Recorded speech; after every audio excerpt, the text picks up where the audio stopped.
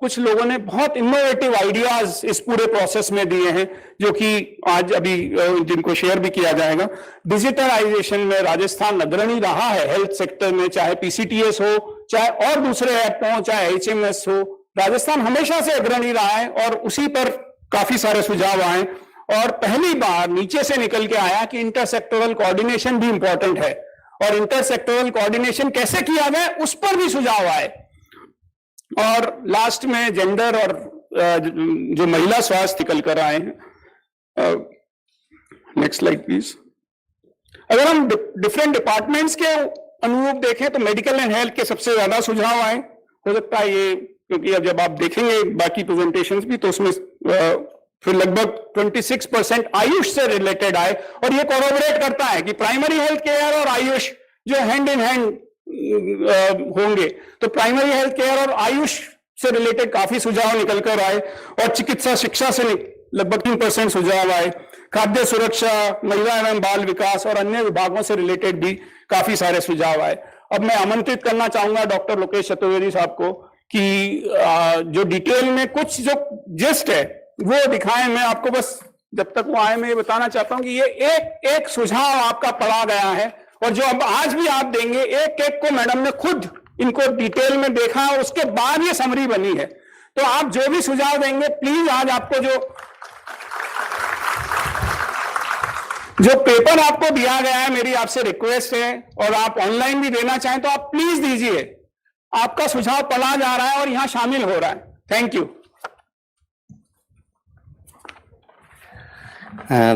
Thank you doctor Anil Agarwal. जैसा कि doctor Anil Agarwal जो यूनिसेफ से हैं उनने अवगत कराया सभी किस तरह के सुझाव हमें प्राप्त हुए हैं। कुल हमारे जो प्रतिभागी अभी तक 5237 में जो प्रतिभागी हमारे सभी 50 जो हमारे कंसल्टेशंस हुए हैं उसमें उपस्थित हुए और 2629 सुझाव हमें प्राप्त हुए। उनका वर्गीकरण किस तरह से क्लासिफिकेशन है, किस किस तरह के सुझाव हमें प्राप्त हुए हैं, ये डॉक्टर अनिल अग्रवाल ने बताया है। उन्हीं चीजों को मैं थोड़ा सा आगे इलेबोरेट करना चाहूंगा। जो ये बता रहा है कि जितने भी हमारे पार्टिसिपेंट्स हैं उनने हमारे जितने भी तरह के फील्ड्स है, चाहे वो प्राइमरी केयर से रिलेटेड हो, चाहे वो महिलाओं से संबंधित हो, महिला अधिकारिता से संबंधित हो, सभी तरह के क्षेत्र में सुझाव उपलब्ध कराए हैं और उसको हमने अलग अलग क्षेत्र के सुझावों को अलग अलग उस पर क्लासिफाई किया है। प्राइमरी हेल्थ केयर से रिलेटेड जो सुझाव आए हैं उसमें जो मुख्य रूप से सुझाव आए हैं उसमें हमें हमारी आंगनवाड़ी केंद्रों को सुदृढ़ीकरण, जिसमें कि हमारे प्रबुद्ध जनों ने सीएसआर और हमारे डेवलपमेंट पार्टनर्स से के माध्यम से इसको सुदृढ़ करने का सुझाव दिया है। इसी तरह से आंगनवाड़ी केंद्र के माध्यम से हमारी जो स्वास्थ्य शिक्षा है उसका प्रसार हो, ये सुझाव दिया गया है, जो ये बता रहा है कि काफी हमारे जो साथी हमसे जुड़े हैं उनका पूर्ण रूप से हमारे साथ रहे हैं। अगला सुझाव जो आया है वो मानसिक रोग, हृदय रोग, कैंसर, बढ़ती आयु से संबंधित, सड़क दुर्घटनाओं से संबंधित जो भी सुविधाएं हमारी स्वास्थ्य सुविधाएं हैं प्रत्येक जिला स्तर पर उपलब्ध हो, हाईवे पर ट्रॉमा सेंटर उपलब्ध हो, पंचायत स्तर पर एनसीडी की सुविधा उपलब्ध हो, ये भी हमारे को सुझाव प्राप्त हुआ है। हेल्थ एक्टिविटी हमारे गली मोहल्लों में जो कि हमारे कई बार सामुदायिक केंद्र होते हैं, हमारे जो गार्डन्स होते हैं उसमें हेल्थ एक्टिविटी स्वास्थ्य विभाग की तरफ से चालू की जाए, ये सुझाव भी प्राप्त हुआ है। 24 घंटे हमारे जितनी भी फैसिलिटी है, जो लोअर लेवल की फैसिलिटी है जिसे हम पीएससी के लिए हैं, उस पे 24 घंटे सेवा उपलब्ध कराने के लिए आवासीय व्यवस्थाओं का सुझाव भी आया है। और ये सुझाव भी आया है कि सभी पीएससी पर 2 चिकित्सक, 2 आयुष चिकित्सक, 2 नर्सिंग ऑफिसर और 1 फार्मासिस्ट उपलब्ध कराया जाए, जिससे कि 24 घंटे स्वास्थ्य सेवाएं उपलब्ध कराई जा सके। शिशु स्वास्थ्य का जहां तक सवाल है उसके लिए अर्ली चाइल्डहुड केयर एवं एजुकेशन सेंटर की स्थापना करने के लिए आया है, जो कि ये बताता है कि जो स्वास्थ्य सेवाएं हैं उनमें गुणवत्ता में अब सुधार करने की आवश्यकता है। हम इस पे काम भी कर रहे हैं, सेंटर ऑफ एक्सीलेंस पे हम काम कर रहे हैं इसके लिए, पीडियाट्रिक्स हमारे जो बच्चे हैं, शिशु हैं, उनके लिए। हर्बल गार्डन का सुझाव आया है, हर्बल गार्डन स्थापित किए जाने हैं, जो कि हमारे आयुर्वेद वाले भी इसको साथी हैं जो बताएंगे।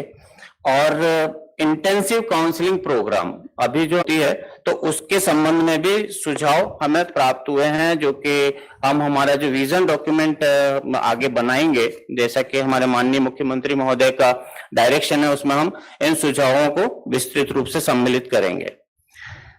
जहां तक सेकेंडरी और टर्शियरी केयर का सवाल है, जिसमें कि हमारे डिस्ट्रिक्ट हॉस्पिटल और मेडिकल कॉलेजेस हम सम्मिलित करते हैं, आप सभी जो हमारे जिला अस्पताल हैं, उप जिला अस्पताल हैं, उनको 800 और 200 बेड का किया जाए, उसका प्राप्त हुआ है सुझाव। डायलिसिस यूनिट में वृद्धि हो, इसका सुझाव प्राप्त हुआ है। हृदय रोग के में बेड्स की सुविधाएं बढ़ाई जाएं, जैसा एनसीडी में हमारे केसेस बढ़ रहे हैं हार्ट के, स्ट्रोक के, तो इसके लिए जो सुझाव प्राप्त हुए हैं वो स्पेशलिस्ट उपलब्ध कराए जाएं, संबंधित सुझाव प्राप्त हुए हैं। अंगदान जो कि अभी विशेष तौर पर फोकस है, उसके संबंध में भी हमें सुझाव प्राप्त हुए हैं कि अंगदान को बढ़ावा दिया जाना चाहिए। टेक्नोलॉजी का जहां तक सवाल है, रोबोटिक सर्जरी यूनिट स्थापित किए जाने की फुल्ली फंक्शनल रोबोटिक सुझाव हमें प्राप्त हुए हैं। नशा मुक्ति केंद्र स्थापित हों सभी जिलों पर, ये सुझाव हमें प्राप्त हुए हैं। सुझाव देने वालों ने प्रबंधन और इंफ्रास्ट्रक्चर से संबंधित भी सुझाव हमें उपलब्ध कराए हैं, जो हमें आगे भविष्य में हमारी प्लानिंग के काम में आएंगे। जिसमें पुनः सुझाव प्राप्त हुआ है हमारी आंगनवाड़ी केंद्रों को और हमारी पुरानी पीएचसी और सब सेंटर की बिल्डिंग है, उनका सुदृढ़ीकरण करने का। संभाग स्तर पर प्रशिक्षण केंद्र खोले जाने का, जिससे कि हम हमारे हेल्थ के केयर वर्कर्स को प्रॉपर तरीके से ट्रेन कर सकें। रिफ्रेशर प्रशिक्षण तक का भी हमें सुझाव हमारे प्रबुद्ध जनों से प्राप्त हुआ है। रोगी भार के अनुपात में, जनसंख्या के अनुपात में हमारा मानव संसाधन पदस्थापित हो, सभी पीएचसी पर, सब सेंटर पर हमारे मानव संसाधन उपस्थित हो, ये सुझाव भी हमें प्राप्त हुआ है। कार्यक्रमों की बेहतर मॉनिटरिंग और स्टैटिस्टिक्स का प्रॉपर मैनेजमेंट हो, यह सुझाव भी हमें प्राप्त हुआ है। हमारे व्यवहार से संबंधित भी सुझाव हमें प्राप्त हुए हैं, जो हमारे फील्ड लेवल वर्कर हैं, जो हमारे सेवा प्रदाता हैं, उनका सुझाव स्वभाव अच्छा हो, उनका बिहेवियर अच्छा हो, ये सुझाव भी हमें प्राप्त हुआ है। हमारी फैसिलिटी लेवल पर स्वच्छता का ध्यान रखते हुए, सुरक्षा का ध्यान रखते हुए स्वास्थ्य कर्मियों और स्वच्छता कर्मियों का नंबर बढ़ाने का सुझाव भी हमें प्राप्त हुआ है। नेक्स्ट, हमारे जो प्रबुद्धजन हैं जिनने हमें सुझाव दिए हैं, उनने अधिनियम, नीति, एक्ट और रूल्स के तहत भी हमें सुझाव दिए गए हैं, जिसमें कि उनका प्रमुख सुझाव है तंबाकू के उपभोग की कानूनी उम्र 18 से बढ़ाकर 21 वर्ष की जाए। हमारे जो झोला छाप चिकित्सकों जिनकी की न्यूज छपती रहती है, उनके विरुद्ध सख्त कार्रवाई का सुझाव प्राप्त हुआ है। क्लिनिकल एस्टेब्लिशमेंट एक्ट लचीला बनाए जाने का सुझाव प्राप्त हुआ है। टीबी सिलिकोसिस नीति का निर्धारण करने का सुझाव प्राप्त हुआ है। आशा सहयोगिनियों को स्थायी किए जाने का सुझाव भी हमें प्राप्त हुआ है। स्थानीय छात्राओं को एएनएम प्रशिक्षण में और अन्य प्रशिक्षणों में भर्ती करने संबंधी भी सुझाव हमें प्राप्त हुए हैं। यहाँ तक कि एचआर नीति बनाई जाए, उसके तहत पदस्थापित किया जाए, लोगों को पदस्थापन सुनिश्चित किया जाए, ये सुझाव भी हमें प्राप्त हुए हैं। पिछले कुछ दिनों से पब्लिक हेल्थ कैडर का भी गवर्नमेंट ऑफ इंडिया भी इस बारे में बात कर रही है और हम भी इस बारे में बात कर रहे हैं। हमारी जो प्राइमरी हेल्थ केयर है, जो कि नीचे के स्तर पर हम उपलब्ध कराते हैं, उसमें पब्लिक हेल्थ विशेषज्ञों का एक विशेष योगदान होता है, तो इसके संबंध में भी पृथक से कैडर का हमें सुझाव प्राप्त हुआ है। अभी जो जमाना है हमारा पेपरलेस वर्क का है, जिसमें हम आगे काम करना चालू भी कर दिया।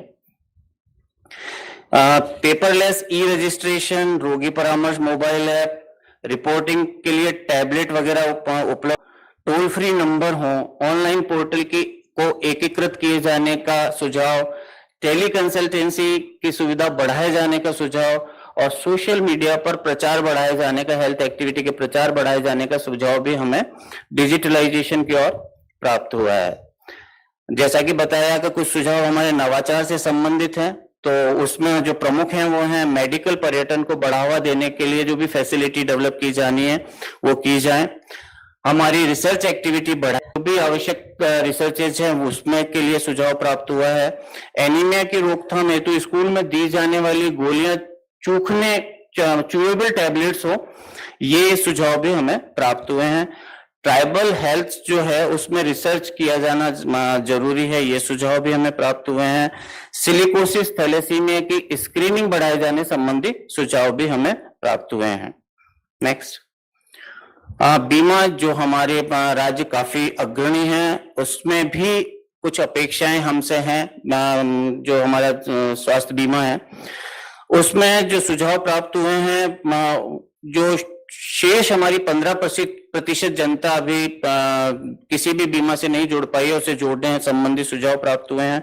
पैकेज को बढ़ाया जाना, जो हमारा योजना में शामिल नहीं है बीमारियां, उनका जोड़ा जाना, आयुष पद्धति का जोड़ा जाना, पैकेज की दरों को रिवाइज किया जाना, ग्रामीण चिकित्सा संस्थानों को जोड़ा जाना, क्लाइंट इंटरफेस एप्लीकेशन सुझाव भी हमें स्वास्थ्य बीमा से संबंधित सुझावों में सम्मिलित हुए हैं।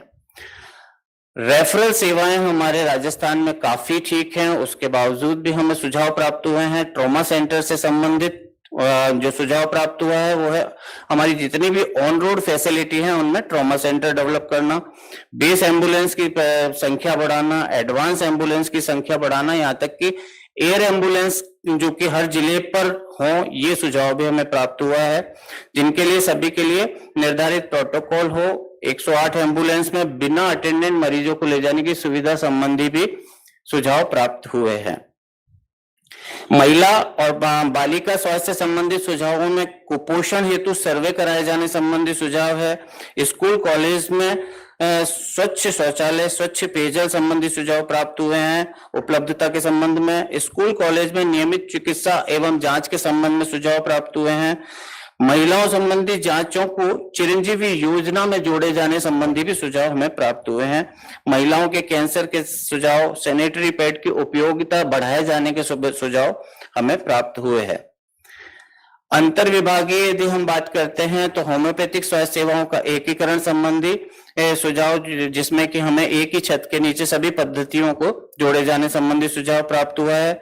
समुदाय आधारित कुपोषण प्रबंधन और एनीमिया के लिए आईसीडीएस विभाग के साथ काम करने का सुझाव प्राप्त हुआ है। ग्रामीण स्तर पर स्कूल और कॉलेज में शौचालय और स्वच्छ पेयजल की सुविधा में साथ काम करने का हमें सुझाव प्राप्त हुआ है। सोलर पैनल लगाए जाने संबंधी, बाल विवाह का उन्मूलन किया जाने संबंधी भी सुझाव प्राप्त हुए हैं। नेक्स्ट, जो हमारे अदर कंसल्टेशंस हुए हैं उनके कुछ ये विजुअलाइजेशन है जो समय समय पर हमारे पिछले 50 हुए हैं।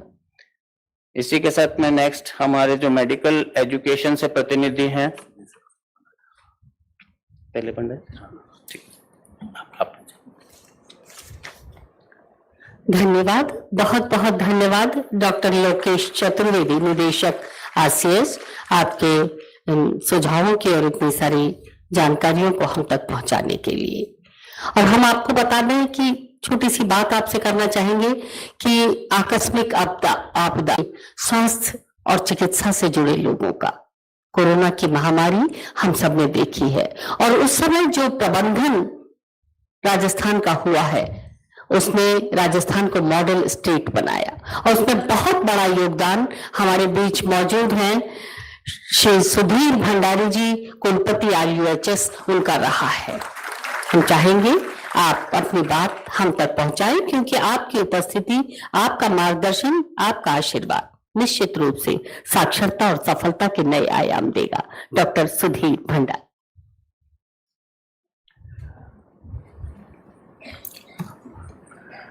Respected Madam, all the dignitaries on dais and off the dais, एक बहुत ही महत्वपूर्ण परिचर्चा का विषय है मिशन 2030।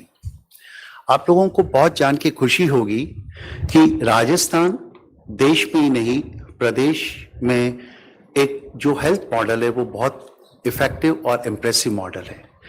मैं अपनी बात कहने के पहले एक छोटा सा उदाहरण आपसे शेयर करना चाहूँगा। 20 साल पहले जब अगर हमको एंजियोग्राफी की आवश्यकता होती थी तो हम या तो बॉम्बे हॉस्पिटल या फिर जो लोग सक्षम थे वो लंदन हार्ले स्ट्रीट या ह्यूस्टन के बारे में सोचते थे।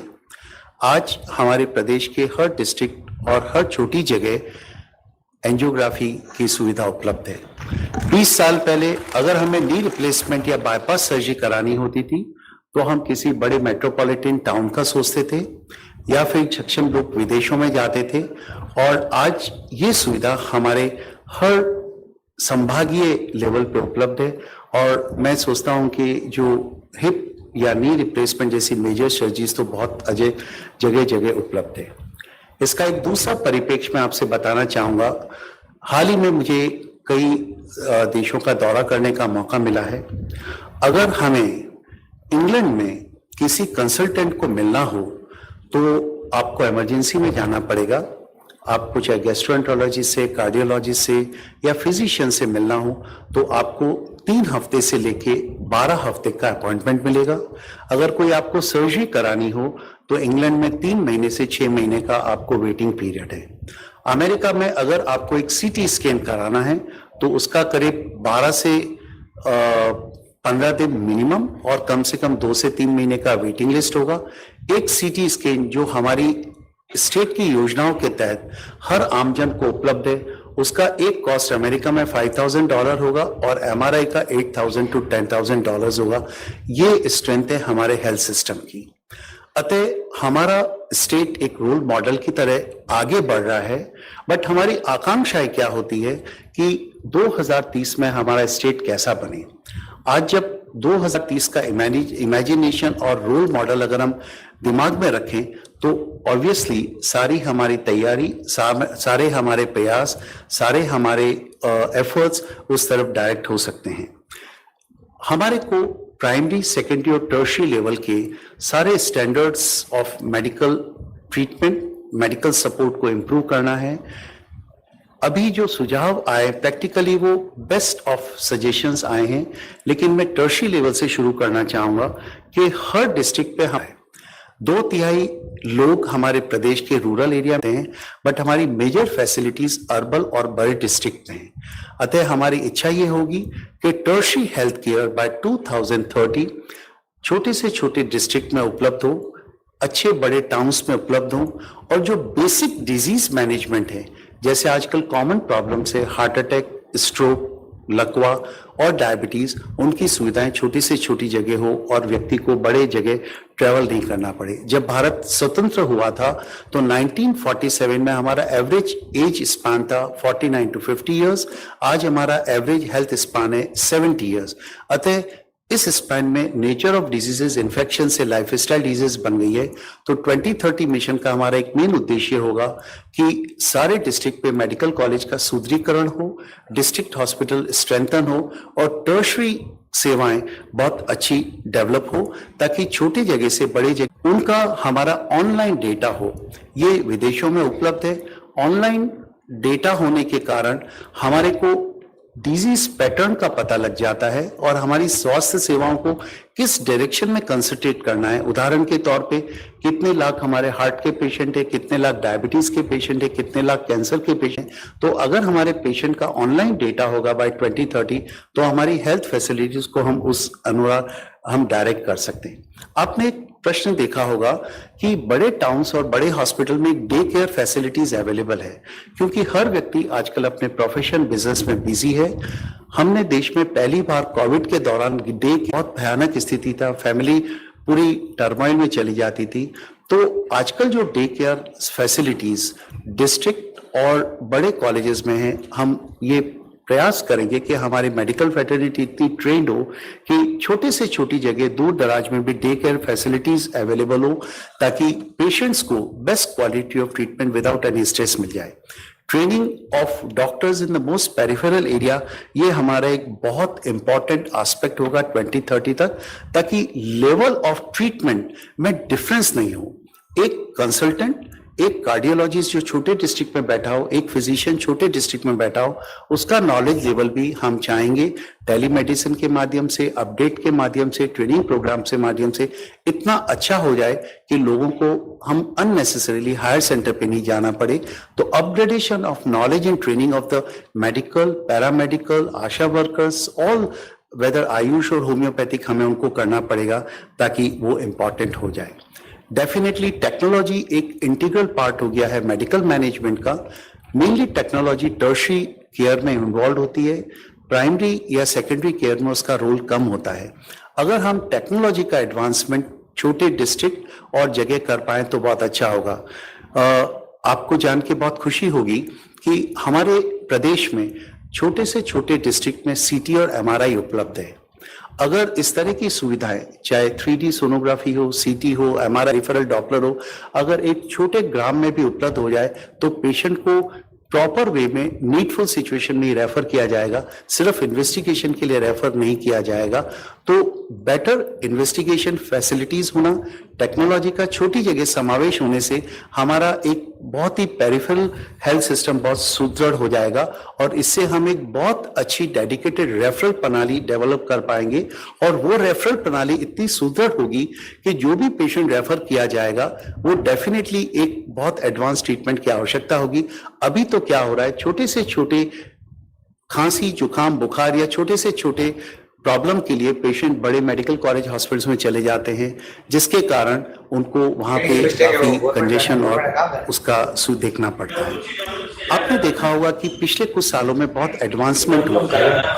पहले जब कोई ऑर्गन फेलियर हो जाता तो हमारे पास बहुत कम व्यूज थे जो हम कर सकते थे, बट आपने देखा होगा आजकल लाइव ऑर्गन ट्रांसप्लांट और कैडाविक ऑर्गन ट्रांसप्लांट शुरू हो गया है। बट इसमें टेक्निकल स्किल डेवलप करना बहुत आवश्यक है। हम चाहेंगे कि हमारे टर्शरी सेंटर्स पे सारे जो ट्रांसप्लांट प्रोग्राम है उसके स्पेशलिस्ट उपलब्ध हों, वो स्पेशलिस्ट इस प्रोग्राम को आगे बढ़ाएं और डिस्ट्रिक्ट जहां पे उत्कृष्ट की जो ट्रांसप्लांट फैसिलिटीज अवेलेबल हो उनका हम ऑर्गन रिट्राइवल सेंटर्स की तरह डेवलप करें। बट इसमें हमें टेक्नोक्रेट्स को बहुत अधिक संख्या में ट्रेन करना पड़ेगा, छोटी से छोटी जगह उनको हमको पोस्ट करना पड़ेगा और इस ट्रांसप्लांट को सुदृढ़ बनाना। बिकॉज एक्सीडेंट सिर्फ बड़े शहरों में नहीं होते, एक्सीडेंट गांव में और शहरों में छोटी जगह भी होते हैं। अतः हमारा टेक्निकल एडवांसमेंट अगर हम डिस्ट्रिक्ट और बाय छोटे जगह करेंगे, आप देखिए कि कभी आपको तजुर्बा होगा, आप ट्रैवल करते हैं यूएस और कभी भी यूरोपियन किसी कंट्री में जाएं और गांव में भी कोई एक्सीडेंट होता है और उसके अगर ऑर्गन्स अवेलेबल होते हैं तो इमीडिएटली रिट्रीव करके वो सेंटर ऑफ ट्रांसप्लांट पहुंचा दिए जाते हैं। तो डेफिनेटली ये तभी कर एडवांसमेंट हो वो बहुत इंपॉर्टेंट होगा। एक 2030 तक हमें कुछ पर्टिकुलर डायरेक्शन में हेल्प करना पड़ेगा जिसमें चाइल्ड हेल्थ और मैटरनल हेल्थ बहुत आवश्यक है। आप देखें कि maternal mortality rate rural areas में ज्यादा है, अतः हमारा उद्देश्य होगा कि मैम इंस्टीट्यूशनल डिलीवरीज हो, हमारे ट्रेन गायनेकोलॉजिस्ट और नियोनेटल आईसीयूज हमारी छोटे से छोटी जगह हो। बिकॉज अभी क्या हो रहा है कि कॉम्प्लिकेटेड डिलीवरीज, ऑब्स्ट्रक्टेड लेबर और जो होता है उनको हायर सेंटर के ऊपर नीकू पीकू रेफर किया जा सकता है। तो मैटरनल और चाइल्ड हेल्थ और मोर्टेलिटी कम करने के लिए हमें एक छोटे से छोटे, बिकॉज पॉपुलेशन 2/3 रूरल एरिया में है, अतः हमें चाइल्ड हेल्थ और मैटरनल हेल्थ के ऊपर बहुत हमको स्ट्रेस देना पड़ेगा 2030 में, ताकि हमारी IMR MMR कम हो और एक हेल्दी सोसाइटी डेवलप हो। लाइफस्टाइल डिजीजेस, आपको जान के ताजुब होगा कि हर 5 में से 1 व्यक्ति या तो डायबिटिक है और या उसको डायबिटीज होने वाला है, प्री डायबिटिक है। भारत में जो डायबिटिक लोग होते हैं उनमें 60% लोगों में रिस्क होता है हार्ट अटैक, किडनी फेलियर और स्ट्रोक का। इन सब चीजों का, जिनको हम नॉन कम्युनिकेबल डिजीजेस बोलते हैं, आज सारा मैनेजमेंट और ट्रीटमेंट बड़े शहरों में ही अवेलेबल है। मुझे कुछ मौका मिलता है कई बार रूरल एरिया में कैंप करने का, मैं अपने विलेज में भी जाता हूँ। ब्लड प्रेशर 200 और 110 होता है, उन्हें ज्ञान ही नहीं है कि ECG और इको जैसी कोई सुविधा होती है। तो हमें नॉन कम्युनिकेबल डिजीजेस में लोगों की कॉम्प्लिकेशंस को कम करने के लिए, उसको हैंडलिंग के लिए हमारी मेडिकल फ्रेटर्निटी को छोटे से छोटी जगह हमको ट्रेन करना पड़ेगा और हमको साइंटिफिक इक्विपमेंट अवेलेबल होंगे तो बड़ा होगा। एडोलेसेंट हेल्थ में हमें न्यूट्रिशन और वेलबींग के ऊपर हमें बहुत ध्यान देना पड़ेगा। जीरियाट्रिक एक बहुत इंपॉर्टेंट है। भारत में वृद्धावस्था बहुत रेस्पेक्टेड है। हमारे वृद्धजन पूरे विश्व में सबसे रेस्पेक्टेड वृद्धजन है, बिकॉज चिल्ड्रन और ग्रैंड चिल्ड्रन उनका बहुत ध्यान रखते हैं। बट वृद्धजनों के लिए हमें स्पेशल हेल्थ सिस्टम मॉडल, थोड़ा सा हेल्थ वाइज वृद्धजन थोड़े नेग्लेक्टेड होते हैं, तो उनके लिए हमें बहुत एक मॉडल 2030 तक तैयार करना है। अतः हेल्थ मॉडल का हमारा एक प्रिवेंटिव और प्रेडिक्टिव मॉडल 2030 तक हमें लेना है, विच इज वेरी इंपॉर्टेंट।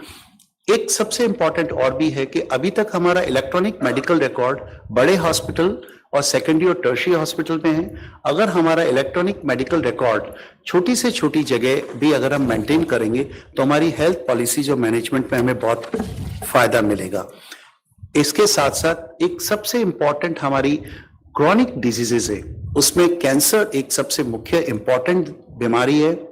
अतः हमारे यहाँ पे जैसे स्टेट कैंसर इंस्टीट्यूट है, इसी तरह कैंसर स्क्रीनिंग प्रोग्राम्स हो, कैंसर डिटेक्शन प्रोग्राम हो, लाइक ब्रेस्ट, द सर्वाइकल और द पेप स्मीयर, और भी जो बेसिक इन्वेस्टिगेटिव फैसिलिटीज होती है, अगर वो छोटी से छोटी जगह उपलब्ध हो तो उससे हमारे को बहुत आराम होगा।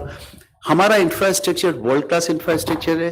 कोविड में एक कंट्री लाइक अमेरिका जो भारत से 1/8 है पॉपुलेशन में, लेकिन हमारे से 10 गुना वहां पे मॉर्बिडिटी और मोर्टिलिटी अधिक हुई थी।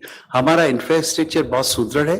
अभी जो WHO का लेवल है 5 बेड्स पर 1000, मैं सोचता हूं अगर हम 2030 तक उसको अचीव कर पाएंगे तो हमारा बहुत अच्छा रहेगा। इसके साथ साथ हमारी जो नई मेडिकल कॉलेजेस आ रही हैं, हम लोगों का मॉरल रिस्पॉन्सिबिलिटी रहेगा कि उसमें स्टैंडर्ड ऑफ एजुकेशन को डेवलप किया जाए, डॉक्टर्स का नॉलेज लेवल बढ़ाया जाए, ताकि वो हर सक्षम फील्ड में छोटी से छोटी जगह, प्राइमरी, सेकेंडरी और टर्शियरी लेवल तीनों की एक्टिविटीज छोटे जगह प्रोवाइड कर सके। अननेसेसरी रेफरल कम हो जाए, ताकि पूरे प्रदेश के अंदर एक बैलेंस्ड सिस्टम हो जाए। मैं सोचता हूँ छोटे डिस्ट्रिक्ट पे और छोटी जगह मल्टीपल ट्रॉमा सेंटर होना, CT MRI होना, कार्डियक फैसिलिटीज होना, छोटी से छोटी जगह डायलिसिस की उपलब्ध होना, सर्जिकल स्किल्स होना, लेप्रोस्कोपिक सर्जरीज होना। डेफिनेटली रॉबोट में स्किल इन्वॉल्व होती है, कॉस्ट भी इन्वॉल्व होती है, तो वो तो रेफरल जगह अवेलेबल होंगे। बट बेसिक आपको ये जान के खुशी होगी कि 70 से 80% पेशेंट्स को बेसिक प्राइमरी और सेकेंडरी केयर मिल जाए तो उनका स्वास्थ्य ठीक रहता है। ओनली 20 to 25% पेशेंट को टर्शियरी केयर की आवश्यकता होती है। बट आजकल जो 80% पेशेंट प्राइमरी और सेकेंडरी केयर के द्वारा छोटी जगह और डिस्ट्रिक्ट पे हैंडल किए जा सकते हैं, वो भी बड़े टाउन्स में आ जाते हैं, जिससे प्रेशर, कंजेशन, उनका कॉस्ट और कई तरह की प्रॉब्लम होती है। तो मैं सोचता हूं कि 70 से 80% जिनको प्राइमरी और सेकेंडरी केयर और नॉलेज की जरूरत है, उनको हम अपने ही सिटी में, अपने ही गांव में नॉलेज अपग्रेडेशन हमारे मेडिकल फैकल्टी का करके, इंफ्रास्ट्रक्चर प्रोवाइड करके 2030 तक अगर 70 से 80% पेशेंट अननेसेसरी रेफर नहीं हो और छोटी जगह हैंडल हो जाए तो एक बहुत ही सुदृढ़ हेल्थ मॉडल होगा। इसके साथ ही मैं विराम देता हूं and I wish you all the best for the best thing. Thank you.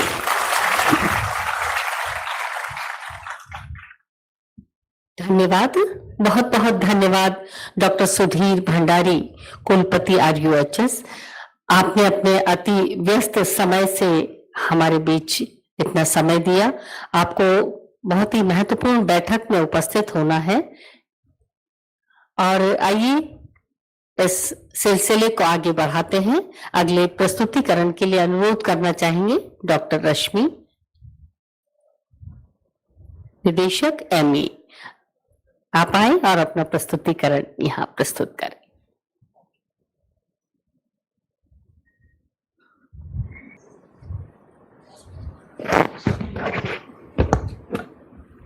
नमस्कार माननीय मंच और सभी प्रबुद्धजन। मैं चिकित्सा शिक्षा विभाग को प्राप्त सुझावों को आपके समक्ष रखने के लिए यहाँ एडिशनल डायरेक्टर मेडिकल एजुकेशन आपके सामने हमने इन जो हमें सुझाव प्राप्त हुए हैं इनको 4 प्रकार से वर्गीकृत किया है। एक, चिकित्सा शिक्षा की गुणवत्ता बढ़ाए जाने के लिए, other is nursing, paramedical, pharmacy और फिजियो से संबंधित चिकित्सा शिक्षण से संबंधित। इसके अलावा अस्पताल प्रबंधन और सुदृढ़ीकरण से संबंधित, और चौथा सुपर स्पेशलिटी सेवाओं में विस्तार से संबंधित। अब हम इसको प्रारंभ करते हैं। चिकित्सा शिक्षा विभाग राज्य में मेडिकल, दंत चिकित्सा शिक्षण और अन्य चिकित्सा शिक्षण संस्थाओं और उससे संबद्ध चिकित्सालयों के प्रबंधन का प्रशासनिक विभाग है। तो ये विभाग डॉक्टर्स, नर्सिंग कर्मी, पैरामेडिकल कर्मी और फार्मासिस्ट तैयार करने में है। परामर्श बैठकों में जो सुझाव प्राप्त हुए हैं उसमें जैसा मैंने बताया, सबसे पहले चिकित्सा शिक्षा की गुणवत्ता बढ़ाए जाने के लिए जो सुझाव प्राप्त हुए हैं, अनुसंधान कार्य और विभागीय शैक्षणिक गतिविधियों को बढ़ावा देने के लिए पर्याप्त और अंतर्राष्ट्रीय मानकों की प्रयोगशालाएं स्थापित की जाए। सभी मेडिकल कॉलेज में चरणबद्ध रूप से मल्टी डिसिप्लिनरी लैब की स्थापना की जाए। वैज्ञानिकों के पृथक कैडर की सुझाव आए हैं। कंटिजेंसी फंड की व्यवस्था के भी सुझाव साथ में आए हैं। संकाय सदस्यों की कमी को देखते हुए समयबद्ध भर्ती कैलेंडर जारी किए जाएं। राजमहल के अंतर्गत स्थापित होने वाले मेडिकल कॉलेज में भी वेतन भत्ते आदि समान राजकीय मेडिकल कॉलेज के समान हो। अंतर्राष्ट्रीय स्तर पर ख्यातनाम विश्वविद्यालयों से एमओयू और स्टूडेंट एक्सचेंज और प्रशिक्षण कार्यक्रम आयोजित किए जाएं। चिकित्सा शिक्षण संस्थान में विशेष चिकित्सा शिक्षा यूनिट के माध्यम से अनुसंधान पत्रों की संख्या और गुणवत्ता में वृद्धि की जाए, जिसकी मॉनिटरिंग राजस्थान स्वास्थ्य विज्ञान विश्वविद्यालय के माध्यम से की जाए। चिकित्सा शिक्षा में पदोन्नति राष्ट्रीय आयुर्विज्ञान आयोग के मानकों के अनुरूप हो। हेल्थ कैडर की स्थापना की जाए और प्रशिक्षित मानव संसाधन को विभिन्न स्तर पर तथा प्रशासनिक विभाग से संबंधित पदों पर लगाए जाने के लिए नियमों में प्रावधान किया जाए, ताकि सेवारत चिकित्सक ये पाठ्यक्रम करने को इच्छुक हो। ई लाइब्रेरी की सुविधा प्रत्येक छात्र तक पहुंचाई जाए। इस हेतु छात्रावास में भी व्यवस्था हो। सभी मेडिकल कॉलेजों की रैंकिंग की प्रणाली विकसित की जाए और उत्कृष्ट कार्यों के लिए इंसेंटिव की व्यवस्था होनी चाहिए। सभी मेडिकल कॉलेज में ई क्लासरूम्स और इंटरएक्टिव प्रशिक्षण और शिक्षण सुनिश्चित किए जाए। स्टूडेंट फंड को कॉलेज स्तर पर आवश्यक कार्यों में काम लेने की अनुमति। शैक्षणिक कार्यों की गुणवत्ता सुनिश्चित करने के लिए कमेटी का गठन। फॉरेंसिक, पीडियाट्रिक यूनिट और न्यूरोलॉजी की विभिन्न उप विशेषज्ञताओं की फेलोशिप के सुझाव भी प्राप्त हुए हैं। Secondly, nursing, paramedical, pharmacy, physiotherapy और अन्य चिकित्सा शिक्षा से संबंधित सुझाव में निजी और राजकीय नर्सिंग कॉलेज चिकित्सा शिक्षा विभाग के नियंत्रणाधीन हो और राष्ट्रीय नर्सिंग काउंसिल अलग से निदेशालय का गठन और चिकित्सा लगाया जाए। प्रत्येक जिले में नर्सिंग कॉलेज बनाया जाए। नर्सिंग कॉलेज में इंफ्रास्ट्रक्चर और फैकल्टी की सुविधा बढ़ाई जाए। नर्सिंग कॉलेज में nursing course, BSc, MSc, PhD की सुविधा को अपग्रेड किया जाए और इनमें इंफ्रास्ट्रक्चर और फैकल्टी की सुविधा को मेडिकल कॉलेज से जोड़ा जाए। राज्य के सभी राजकीय और निजी कॉलेज चिकित्सा शिक्षा विभाग के नियंत्रणाधीन हो।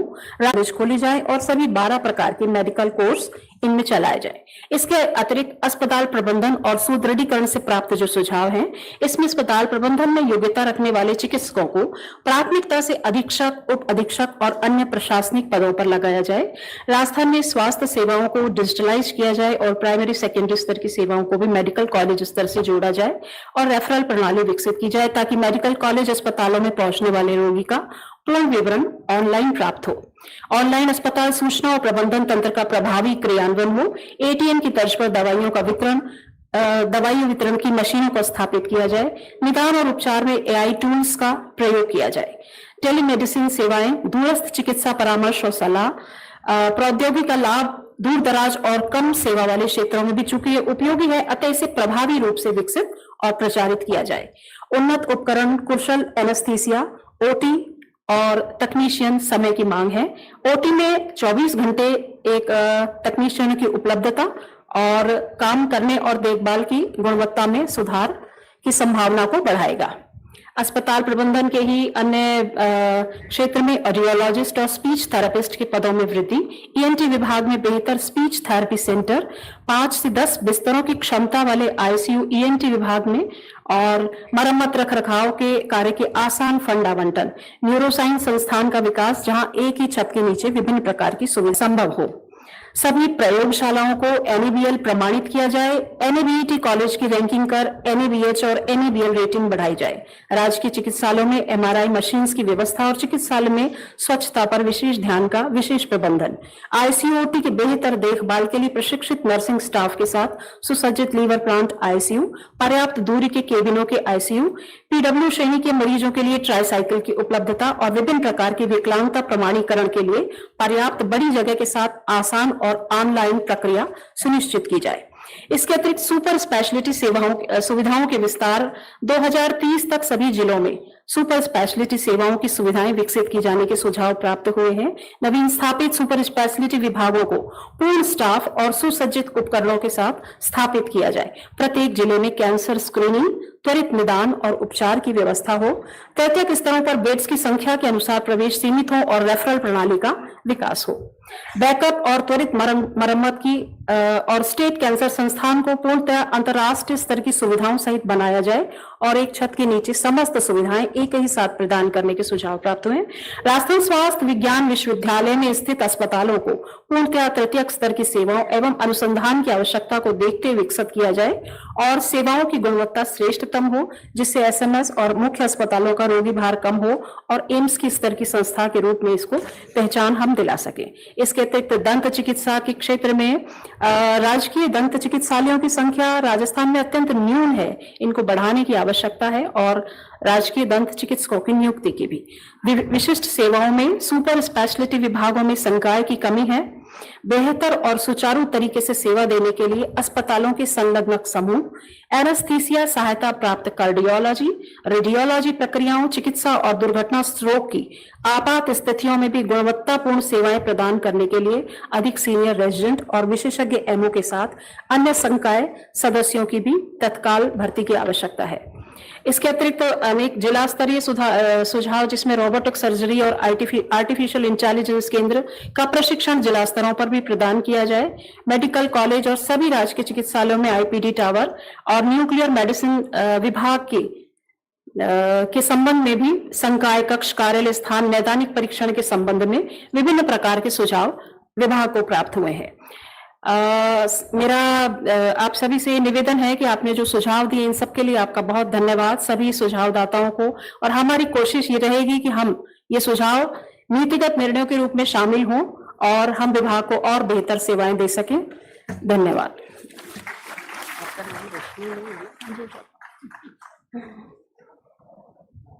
धन्यवाद डॉक्टर अंजू शर्मा जी, आपके इन सुझावों के लिए, आपके इस प्रस्तुतिकरण के लिए। और अगले प्रस्तुतिकरण के लिए अनुरोध करना चाहेंगे डॉक्टर गिरधर गोपाल शर्मा जी, OSD आयुष, आप आए और अपना प्रेजेंटेशन यहाँ प्रस्तुत करें।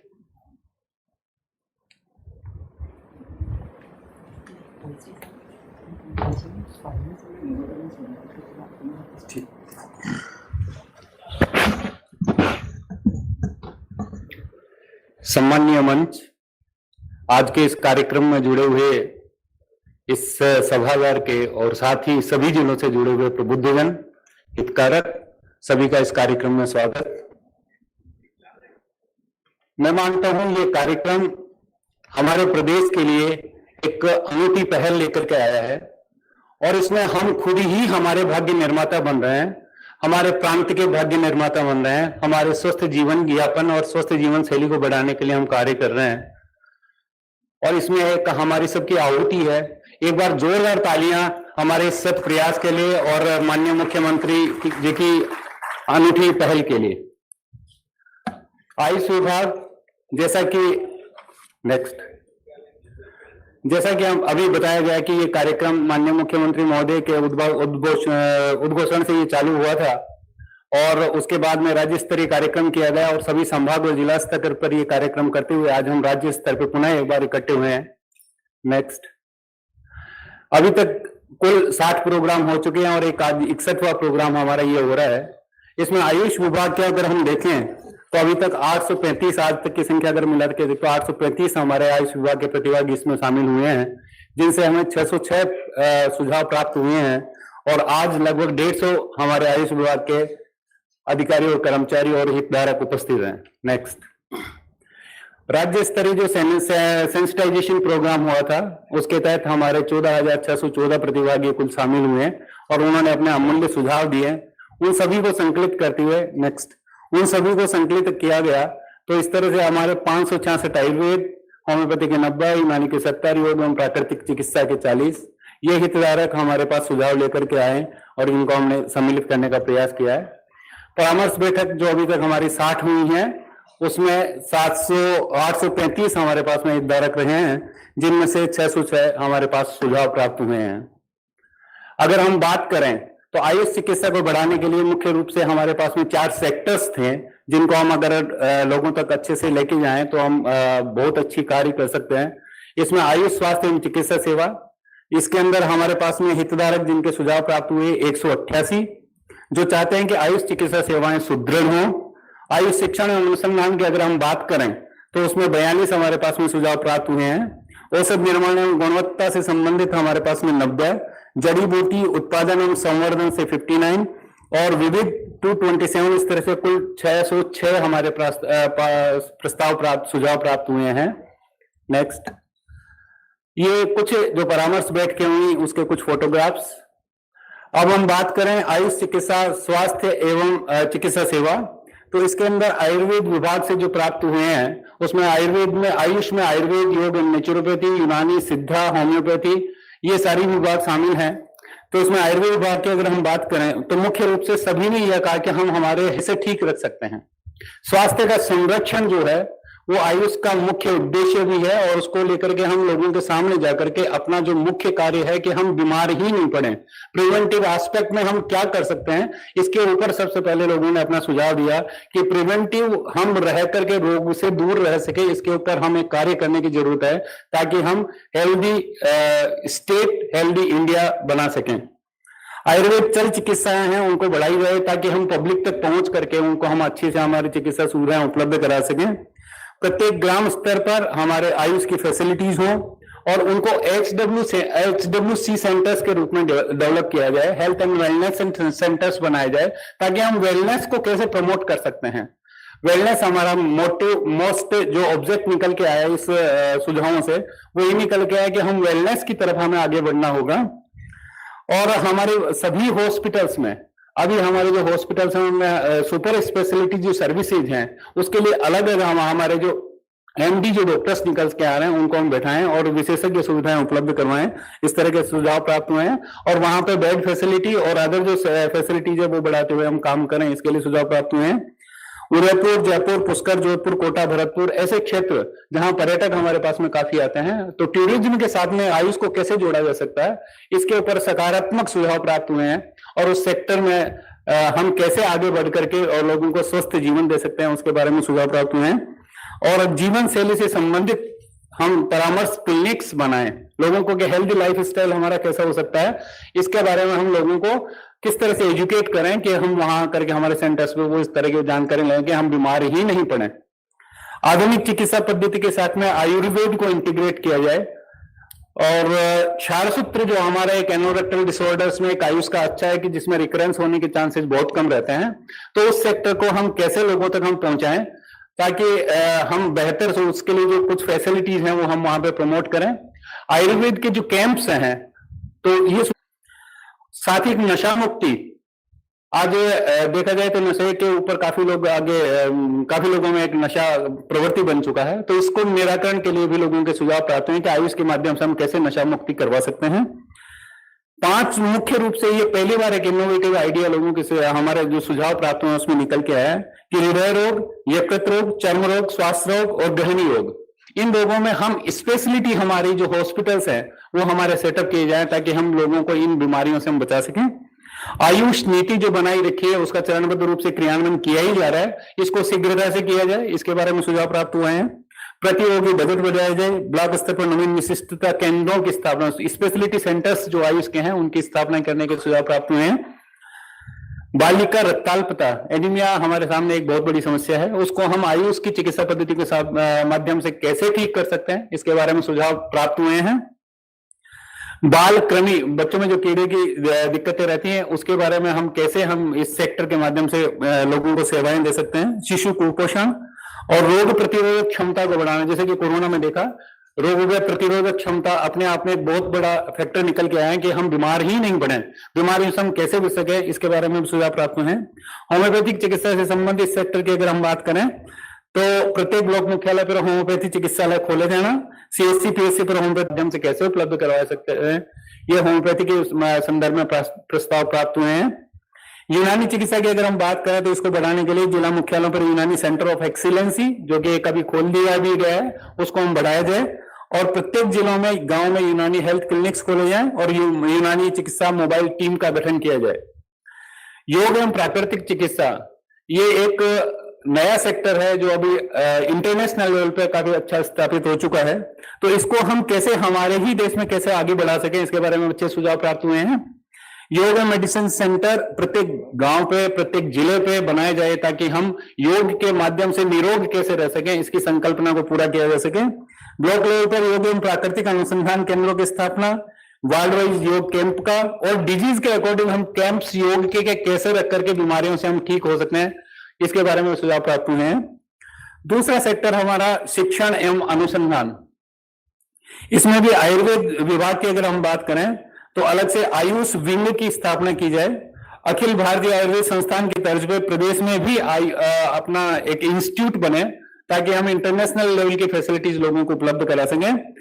2030 तक हम प्रत्येक जिले पर आयुर्वेद कॉलेज, नर्सिंग कॉलेज ये खोल लिए जाए और कम से कम 100 बेड की फैसिलिटीज वहां पे अवेलेबल करवाई जाए ताकि लोगों को सहजता से आयुष चिकित्सा सुविधाएं उपलब्ध हो सकें। इसके लिए ड्रग क्वालिटी भी हमारी उतना ही इंपॉर्टेंट रखती है, तो इसके लिए केंद्रीय प्रयोगशाला बनाई जाए जिसके अंदर हम लोगों की जांच भी कर सके और लोगों को नैदानिक परीक्षण जो आजकल मॉडर्न है उसके साथ में हम कैसे आयुष का जोड़ सकते हैं और जोड़ करके कैसे लोगों को बेहतर पैरामीटर्स के बेसिस पे हम ट्रीटमेंट उपलब्ध करा सकते हैं, इसके बारे में सुझाव प्राप्त हुए हैं। स्वास्थ्य संरक्षण को प्रोत्साहित करने का सुझाव प्राप्त हुआ है। होम्योपैथी चिकित्सा की अगर हम बात करें तो सभी संभाग स्तर पर भी महाविद्यालय खोलना, होम्योपैथी शिक्षा में एमडी नॉन क्लिनिक विषयों में होती है उसको क्लिनिक विषय, क्लिनिक सब्जेक्ट है उनमें भी स्टार्ट करना और 1 से 5 तक की जो पाठ्यक्रम है उसमें आयुष चिकित्सा पद्धतियों को शामिल करना। ये एक अनूठी पहल लोगों ने अपने को सुझाव के दौरान प्राप्त हुई है कि हम निरोगी रह सकें, इसके लिए शिक्षा के साथ में आयुष चिकित्सा पद्धतियों को जोड़ा जाए ताकि लोग बीमार नहीं पड़े और हम कैसे सहज रूप से स्वस्थ जीवन यापन कर सकें, इसके बारे में एक अनूठा विचार, ये अनूठी सलाह परामर्श प्राप्त हुआ है। यूनानी चिकित्सा विभाग से संबंधित बात करें तो मेडिकल कॉलेज और नेशनल इंस्टीट्यूट ऑफ यूनानी महाविद्यालय कॉलेज है। यूनानी नियंत्रण, इसमें आयुर्वेद विभाग की तरफ से अगर देखें तो अभी प्रेजेंट में जो हमारी गवर्नमेंट सेक्टर की रसायन शालाएं बनी हुई है वो प्रत्येक संभाग बजाय अभी 5 हमारे पास बनी हुई है, तो प्रत्येक संभाग पर हमारी खुद की फार्मेसीज हों जहां की हमारे पास में क्वालिटी वाली मेडिसिन हम वहां तैयार कर सकें। राजकीय आयुर्वेद रसायन शालाओं में सभी जीएमपी मानकों के अनुसार ड्रग कंट्रोल पूर्ण प्रक्रिया नियमों के साथ में हम गुणवत्तापूर्ण औषधियां हम कैसे बनाएं, इसके बारे में सुझाव प्राप्त हुआ है। व्यावसायिक औषध निर्माणशालाओं को आधुनिक सुविधा एवं प्रयोगशाला परीक्षण युक्त हो, ऐसी कि प्राइवेट सेक्टर की जो फार्मेसीज है उनमें हम क्वालिटी कंट्रोल को ध्यान रखें। आयुर्वेद चिकित्सालय औषधालयों में कंटिन्यू मेडिसिन निशुल्क दवा योजना एक तरह से लागू करने की इसमें बात कही गई है कि हमें निशुल्क जो दवा योजना जो हमारी राज्य सरकार की चल रही है उसमें आयुष चिकित्सा पद्धतियों को भी जोड़ा जाए। औषधियों के बजट में वृद्धि की जाए ताकि लोगों को मैक्सिमम आयुष की मेडिसिन अवेलेबल हो सके। होम्योपैथी चिकित्सा की अगर हम बात करें तो औषधालय चिकित्सालयों में औषधियों के कंटिन्यू ड्रग आपूर्ति हो और साथ ही ड्रग वेयर हाउस बनाए जाए ताकि औषधियां हर जिला स्तर के माध्यम से हम डिस्पेंसरी तक पहुंचा सकें। प्राथमिक चिकित्सा किट में होम्योपैथी दवाइयों को शामिल किया जाए। होम्योपैथी चिकित्सा पद्धति का प्रचार प्रसार और मोबाइल यूनिट की स्थापना की जाए। यूनानी चिकित्सा की बात करें तो रसायन शालाएं जो कि एक हमारी एक चल रही है और तो और खुली को बढ़ाने के लिए किसानों को प्रोत्साहित किया जाए। Herbal cultivation, raw material supplier, manufacturers और एकोमोडेशंस और इनके रेगुलेटर्स के बीच में कोऑर्डिनेशन बनाया जाए ताकि हमारे पास में किसान से जो कि मेन उसका जो कल्टीवेटर है उससे सीधी फार्मेसीज के पास में मेडिसिन आ जाए। जड़ी बूटी उत्पादन एवं संवर्धन 4th सेक्टर है। इसमें जड़ी बूटियों के उत्पादन, विपणन, संवर्धन एवं संग्रहण हेतु मेडिसिनल प्लांट्स बोर्ड का गठन किया जाए जो कि ऑलरेडी किया हुआ है। प्रत्येक जिले में वनौषधि उद्यान, हर्बल गार्डन जो पहले आ चुका है वो है। वन विभाग एवं आयुर्वेद विभाग के बीच वनौषधियां उपलब्ध कराने का अनुबंध किया जाए। सरकार के संरक्षण में औषधीय खेती, संग्रहण, विपणन आदि की सुदृढ़ योजना बनाई जाए और इन सिटू कंजर्वेशन और एक्स सिटू कंजर्वेशन पे पूरा ध्यान दिया जाए। कच्ची जड़ी बूटियों की अवेलेबिलिटी आयुर्वेदिक फार्माकोपिया के अनुसार हो, ये इसमें ध्यान रखा गया। अगर हम बात करें तो संभाग स्तर पर आरोग्य मेले आयोजन करना, ब्लॉक स्तर पे और ग्राम स्तर पे भी इस तरह के आरोग्य मेले आयोजन किए जाए। आयुर्वेद को पर्यटन स्थलों से जोड़ा जाए। राष्ट्रीय आयुर्वेद संस्थान के साथ मिलकर के नए हमारे प्रकल्प शुरू किए जाए। बोर्ड एवं इंडियन मेडिसिन बोर्ड द्वारा चिकित्सकों के प्रशिक्षण और कार्यशाला का केंद्र बनाया जाए। इंडियन मेडिसिन बोर्ड में पंजीयन प्रक्रिया को ऑनलाइन किया जाए। WHO, यूनिसेफ और अन्य स्वास्थ्य संगठनों तथा विभिन्न प्रकार के जो राष्ट्रीय कार्यक्रम जो हमारे चल रहे हैं उसमें आयुर्वेद की भागीदारी सुनिश्चित की जाए। विभिन्न कार्यक्रमों में आवश्यक बजट मिले। रात्रिचर्या, ऋतुचर्या, आहार विहार आदि को हम लोगों तक पहुंचाएं ताकि वो स्वस्थ रह सकें। Clinical establishment act Ayurveda sector में भी लागू किया जाए। RGHS योजना के साथ साथ चिरंजीवी में भी आयुर्वेद आयुष की चिकित्सा पद्धतियों को जोड़ा जाए। होम्योपैथी, प्रत्येक जिले पे होम्योपैथी की चिकित्सा अधिकारी लगाए जाए। सहायक निदेशक और जिला स्तर पर अतिरिक्त निदेशक कार्यालय खोले जाए।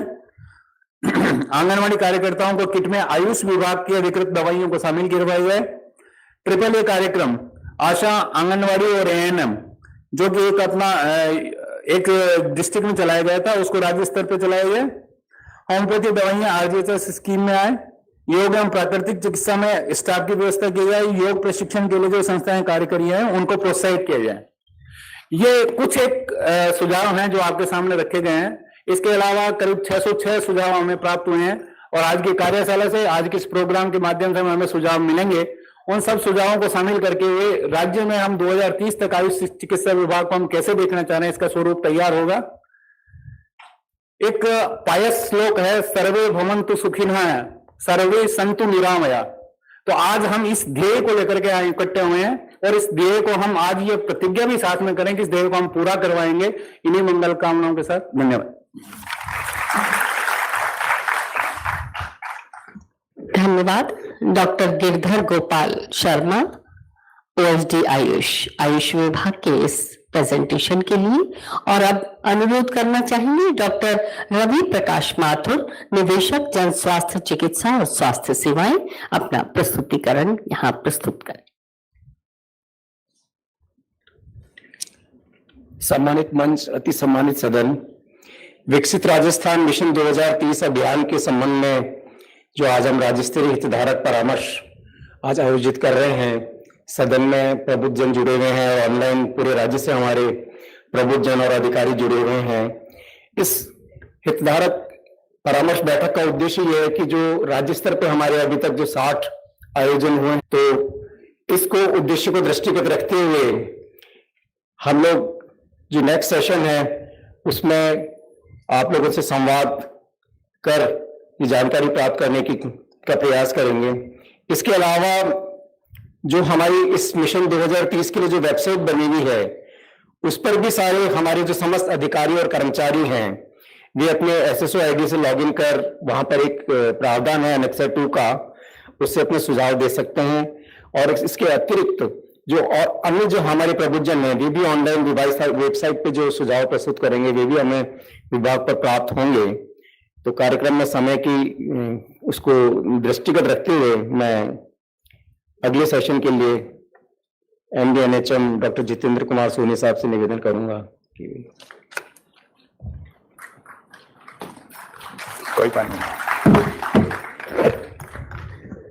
आज के इस स्टेट लेवल कंसल्टेशन में ACS मैम के डायरेक्शन से अब तक आपने अलग अलग जो हमारे प्रेजेंटेशन देखे हैं। अब जैसे कि लोकतांत्रिक व्यवस्था में होता है कि प्रत्येक व्यक्ति जो किसी भी नीति से जुड़ा है अगर उसको बोलने का अवसर मिले और अपनी बात रख पाए और उसकी बात का समावेश गुणवत्ता के आधार पर और गुणावगुण के आधार पर अगर हो पाए तो शायद उससे अच्छा कभी कोई विजन या कोई नीति नहीं हो सकती है।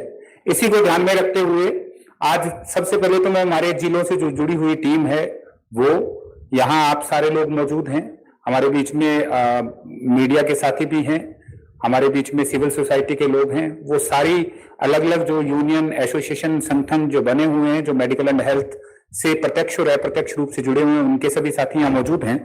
तो मैं इस क्रम में मैं निवेदन करूंगा सबसे पहले डॉक्टर संदीप जसूजा जी से। आप एसएमएस हॉस्पिटल जयपुर में हैं और हम चाहेंगे कि आप अपनी बात रखें। हम वही माइक पहुंचा रहे हैं आपकी सुविधा के लिए।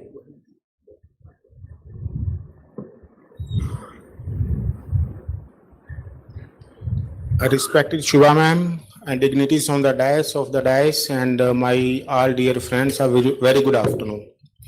So अगर हम आज के, मैं कैंसर स्पेशलिस्ट हूँ और medical superintendent state cancer institute से हूँ, तो अगर आज के परिप्रेक्ष्य में हम सर पे के लिए हम कहाँ स्टैंड कर रहे हैं, राजस्थान कहाँ स्टैंड कर रहा है, तो फर्स्ट ऑफ ऑल मैं ये कहना चाहूँगा कि हम राजस्थान के जो कैंसर के ट्रीटमेंट मैनेजमेंट में आज ऑलरेडी नंबर 1 है राजस्थान इंडिया में, और वो कई परिप्रेक्ष्य में नंबर 1 है। तो हमारा जो लक्ष्य होगा भागने वाले टाइम पे, वो लक्ष्य होगा कि हम वर्ल्ड में कैसे हम compete करें, ना कि हम राजस्थान को इंडिया में कंपटीशन की तरफ देखें।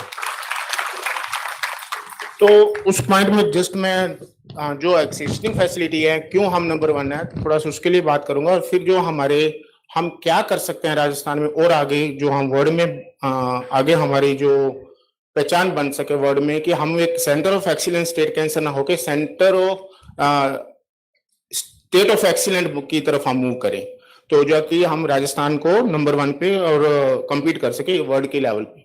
तो जो अभी हमारी जो एग्जिस्टिंग फैसिलिटी हैं, बहुत एडवांस फैसिलिटीज जो अवेलेबल हैं राजस्थान में। फॉर एग्जांपल हम पहली बात करें कैंसर पेशेंट का, मैं कई बार जब 10 साल पहले जब मैं ट्रीटमेंट करता था, तो एक सिंपल सी दवाइयां जैसे एक इमेटिनिब आती थी, वो एक CML पेशेंट के लिए एक एग्जांपल देना चाहूंगा कि CML patient, blood cancer patient के लिए वो रामबाण दवा थी, जिसको हम बुलेट ड्रग्स कहते हैं।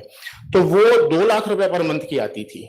तो जैसे ही हमारे CM साहब ने फ्री ड्रग की घोषणा करी थी, पहले फ्री ड्रग EDL की आई थी पिछली सरकार में, तो उसकी जेनेरिक ड्रग फ्री अवेलेबल हुई थी, और लोगों की लाइफ जो 2 साल जी सकता था, वो आज हमारे पास 20-20 साल से भी उस टाइम से वो जिंदा है अभी।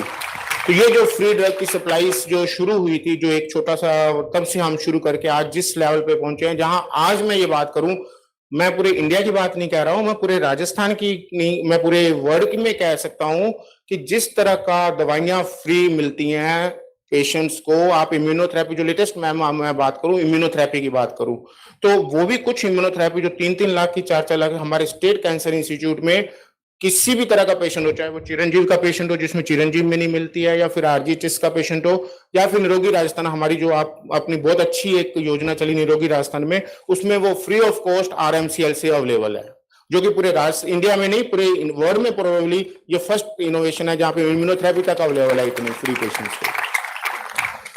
तो इन फैक्ट्स के आधार पे मैं कह सकता हूं कि हम लोग अभी भी इंडिया में नंबर 1 है, कि अभी हमारे जो स्टेट कैंसर इंस्टीट्यूट में विजन है, जो हमारा ऑलरेडी जो हम इंडिया की सबसे बड़ी बोन मैरो ट्रांसप्लांट यूनिट बना रहे हैं, 50 bed bone marrow transplant unit, जो इंडिया में नंबर 1 है, 1 नंबर पे बनने जा रही है, जिसका कि कंस्ट्रक्शन शुरू हो चुका है वहां पे। अभी हमारे विजनरी CM साहब और हमारी गवर्नमेंट के सपोर्ट से, और उसमें इंपॉर्टेंट पॉइंट ये है कि आने वाले टाइम में हमारी CAR T सेल थेरेपी होती है ma'am. CAR T cell therapy अभी इंडिया में अवेलेबल नहीं है, UK USA में अवेलेबल है, तो उसको करने के लिए हमें बोन मैरो ट्रांसप्लांट्स की यूनिट्स की अवेलेबिलिटी की जरूरत पड़ेगी। तो जब वो जरूरत पड़ेगी, जब भी वो इंडिया में आएगी, जो कि एक रामबाण है जिसमें बोन मैरो ट्रांसप्लांट फेल हो जाता है पेशेंट्स में, उनमें वो वर्क करती है। अभी वो 16 करोड़ की बार होती है, वो भी हमारे यहाँ पे राजस्थान में जो 50 बेड यूनिट हो रही है, वो फ्री ऑफ कॉस्ट पेशेंट्स को अवेलेबल हो जाएगी, जो अवेलेबल होगी, और इसके लिए हम प्रिपेयर हो रहे हैं मैम।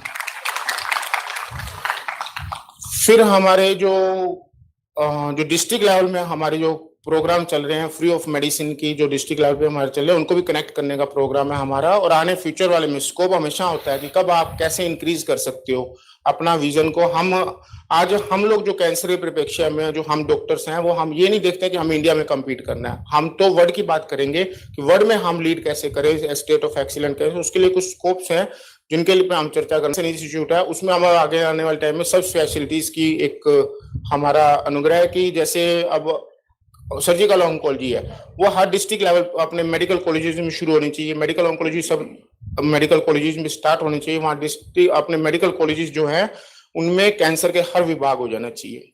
तो उससे क्या है कि जो बेसिक ट्रीटमेंट्स हैं, जो भी एक्सीलेंट ट्रीटमेंट, जो बेसिक ट्रीटमेंट है वो अब स्टेट कैंसर में ना होके या जयपुर में ना होके वो डिस्ट्रिक्ट लेवल या संभाग लेवल पे होना चाहिए। स्टेट बोन मैरो ट्रांसप्लांट्स के अलग हो जाना चाहिए। तो हर डिपार्टमेंट जो सब स्पेशलिटी डिपार्टमेंट वो डेवलप हमारा करने का विचार है 2030 में, जिससे कि जो नॉन कॉम्प्लिकेटेड, जैसे कि हमने अभी डिस्कस किया कि 80% पेशेंट नॉन कॉम्प्लिकेटेड होते हैं, डिस्ट्रिक्ट लेवल या मेडिकल कॉलेज लोअर लेवल पे मैनेज हो सकते हैं, और 20% ऐसे पेशेंट जिनको हाईली स्किल्ड ट्रीटमेंट की जरूरत है या कॉम्प्लिकेटेड चीजें हैं वो ट्रूली रेफरल हो जानी चाहिए, और स्टेट कैंसर एक ट्रूली रेफरल हॉस्पिटल बन जाना चाहिए 2030 में। और उसके बाद इसमें जो हमारे कोलैबोरेशन हम करने की तैयारी कर रहे हैं कि हर इंटरनेशनल लेवल पे हम कोलैबोरेशन करें, जिससे कि जो उनकी फैकल्टी हमारे यहाँ पे आए और जो हमारी फैकल्टी उनके वहां जाए। तो ऐसा इसलिए मैं इंपॉर्टेंट कह रहा हूँ कि हमारे कुछ यूनिक जो कैंसर हैं वो कुछ यूनिक हमारे यहाँ पे पाए जाते हैं इंडिया में, ना कि वहाँ वर्ल्ड में पाए जाते हैं। जैसे कि अपन हेड एंड नेक कैंसर है वो इंडिया में मोस्ट कॉमन कैंसर है, वो वर्ल्ड में रेयर है। सर्वाइकल कैंसर हम बात कर रहे हैं कि female second most common cancer rural area में सर्वाइकल कैंसर, वो हमारे यहाँ कॉमन है, वहाँ फिर भी लेस कॉमन है। तो उसके जो नोवल रिसर्च हो, उनकी जो नोवल ड्रग्स हो, क्योंकि हम लोग वेस्टर्न वर्ल्ड को फॉलो करते हैं, तो वेस्टर्न वर्ल्ड की जो ड्रग्स आती हैं उसको हम फॉलो कर रहे हैं यहाँ पे। बट हमारे जो कैंसर है उनके लिए उनका डेवलपमेंट नहीं है, क्योंकि उनका रेयर है उनके लिए वो डिजीज। तो हम हमारे यहाँ पे नोवल रिसर्च की हम प्लानिंग कर रहे हैं कि 2030 तक कि हम ये कहते हैं कि हमारे नोवल रिसर्च हम लोग करें यहाँ पे, हम ड्रग्स को डेवलप करें। यहाँ state cancer institute as a referral और रिसर्च इंस्टीट्यूट बन जाना चाहिए कि वो ड्रग्स जो नोवल ड्रग्स हों वो हम वर्ल्ड को हम प्रोवाइड कराएं, ना कि हम वर्ल्ड को फॉलो करें। तो इस तरह में कुछ सुझाव हैं जो हम कर सकते हैं। हर डिस्ट्रिक्ट लेवल पे बोन मैरो ट्रांसप्लांट 2 यूनिट्स हों, और ऑटोलोगस ट्रांसप्लांट हो, एक लो एनर्जी की जो रेडियोथेरेपी मशीन है वो वहां पे अवेलेबल हो डिस्ट्रिक्ट लेवल पे। तो जिनको हम truly referral spoken hub model बना के स्टेट कैंसर इंस्टीट्यूट को और पूरे राजस्थान को हम रेफरल इंस्टीट्यूट और एक स्टेट ऑफ एक्सीलेंट को हम बनाए। Ma'am thank you so much sir बताया। अब हम चाहते हैं कि आप, चूंकि सभी का बहुत अच्छा एक्सपीरियंस है, आपके पास इंस्टीट्यूशनल मेमोरी है, हम चाहते हैं कि ज्यादा से ज्यादा विचार जान पाए आपके। इसके लिए मेरा निवेदन ये रहेगा कि आप अपनी बात को, जो बिंदुवार आपको रखनी है, 2-3 मिनट के अंदर आप रखें, ताकि हम दूसरे जो हमारे साथी मौजूद हैं उनको सुन पाएं और बेहतर तरीके से आपके सुझावों का समावेश हो सके। तो मैं अभी निवेदन करूंगा, डॉक्टर विश्वकर्मा जी, आप WHO प्रतिनिधि हैं, हमारे साथ जुड़े रहते हैं विभिन्न कार्यक्रमों में। Doctor Vishwakarma ji. Thank you sir. Respected ma'am and सभी साथियों जो आज हम लोग यहाँ पे जुड़े हैं, ये एक हमारा WHO का भी एक तरह से ड्रीम होता है कि जहां पर कि जन भागीदारी को इन्वॉल्व किया जाए, और वो जो आगे हम पहुंचना चाहते हैं वहां सोचते हैं कि हर विलेज ये सोचे कि मेरी क्या प्रॉब्लम है और प्रॉब्लम के लिए मेरे पास क्या सॉल्यूशन है। उस तरफ उठता हुआ एक बहुत बड़ा कदम है मैम, और जो रियली मैं अप्रिशिएट करता हूं, मैं अपने आप को खुशनसीब समझता हूं कि मैं इस सफर का साथी बन रहा हूं। दूसरा, जो हमारे पास में अभी हाईवे दिखाया गया था, उस हाईवे पे कम से कम 120 से नीचे गाड़ी चलेगी नहीं। अगर कोई व्यक्ति सोचता है गाड़ी हमारी चलनी है, फर्स्ट गियर का है जो गाड़ी चलाते हैं, और वो सोचे 120 पे 5th गियर में लाए, नहीं जा सकता। क्या हम राजस्थान उस लेवल पे हैं? यस, क्योंकि अभी आपने सुना, उसके पहले चिरंजीवी बीमा योजना है। हमारे इंडिकेटर देखिए, वो कहते हैं कि हम 3rd 4th गियर में हैं। अभी ये राइट टाइम है जब हम अपना गियर 5th गियर डालें और अपने आप तक वहां तक पहुंच जाए। हमारे को अगर 2030 में अपने आप को बेहतर नहीं बनाना है, सोचना चाहिए मेरे विचार से, हमें अपने आप को नेशनल लीडर भी नहीं सोचना। हमें, जैसा अभी प्रीवियस वक्ता ने, हमें अपने आप को पहले ड्रीम करना है, मेरे को ग्लोबल लीडर बनना है। जैसा हम सोचेंगे हमारे एक्शन भी उसी के अनुसार आएंगे। मैं आपको जस्ट एक एग्जांपल देता हूं, MD सर मेरे साथ हैं। अभी 1 साल पहले जस्ट इंडिया में पहला एक इमरजेंसी मेडिकल टीम का ड्रीम किया गया था, और वो आज इंडिया ने पूरा अडॉप्ट कर लिया है। तो हमारे पास रिसोर्स, हमारे पास आइडिया है, हमारे पास सब चीजें हैं, और हमारे पास ये आज जैसे कंसल्टेशन हुआ, इस तरीके के हमारे पास प्लेटफॉर्म है, तो ये उचित समय, सही समय है हमें जंप लेने का। मैं इस भागीरथ प्रयास में मैम कुछ थोड़े से हैं, क्योंकि ऑलरेडी बहुत सारी सजेशन आए हैं, कुछ थोड़े से मैं आपका ध्यान आकर्षित करना चाहूंगा। जैसे कि हमें अगर ग्लोबल लीडर बनना है, हमें वो चीजें भी सोचनी होंगी जो अभी कोई नहीं सोच रहा है, जो कि हमारे पास में कोविड की तरीके से महामारी की तरह से आएंगी।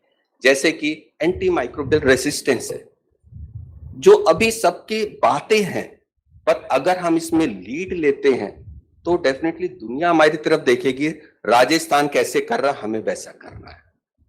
दूसरा है एनसीडी, बात सभी कर रहे हैं, तो this is a very right time कि हम उस पर लीड लें और वो रिसर्च भी करें। जैसे अभी प्रीवियस वक्ता ने क्या कि भाई हमारे अपने रिसर्च हो, हमारे अपना डेटा हो, उसके ऊपर हम अपनी प्लानिंग करें। जिससे बाद में बात है अच्छे, क्योंकि हमारे पास एकेडमिक स्टाफ भी बहुत है, मेडिकल कॉलेज है, बहुत अच्छे हमारे प्रोफेसर्स हैं और बहुत अच्छे पब्लिक हेल्थ एक्सपर्ट फील्ड में भी है। अब हमारे को इनको एक साथ लाके एक तरह से मॉडल क्रिएट करना चाहिए, कैसे हम एक दूसरे को सपोर्ट करके राजस्थान को ग्लोबल लीडर बना सकते हैं। Thank you very much. धन्यवाद डॉक्टर विश्वकर्मा जी। आपने बताया कि किस तरीके से प्रत्येक व्यक्ति जब अपनी बात रखता है तो कैसे एक अच्छी योजना, एक अच्छा विजन सामने आता है। मैं इसी क्रम में डॉक्टर अजय चौधरी जी, अध्यक्ष अरिस्ता, आपसे गुजारिश करूंगा कि आप भी अपने सुझाव दें।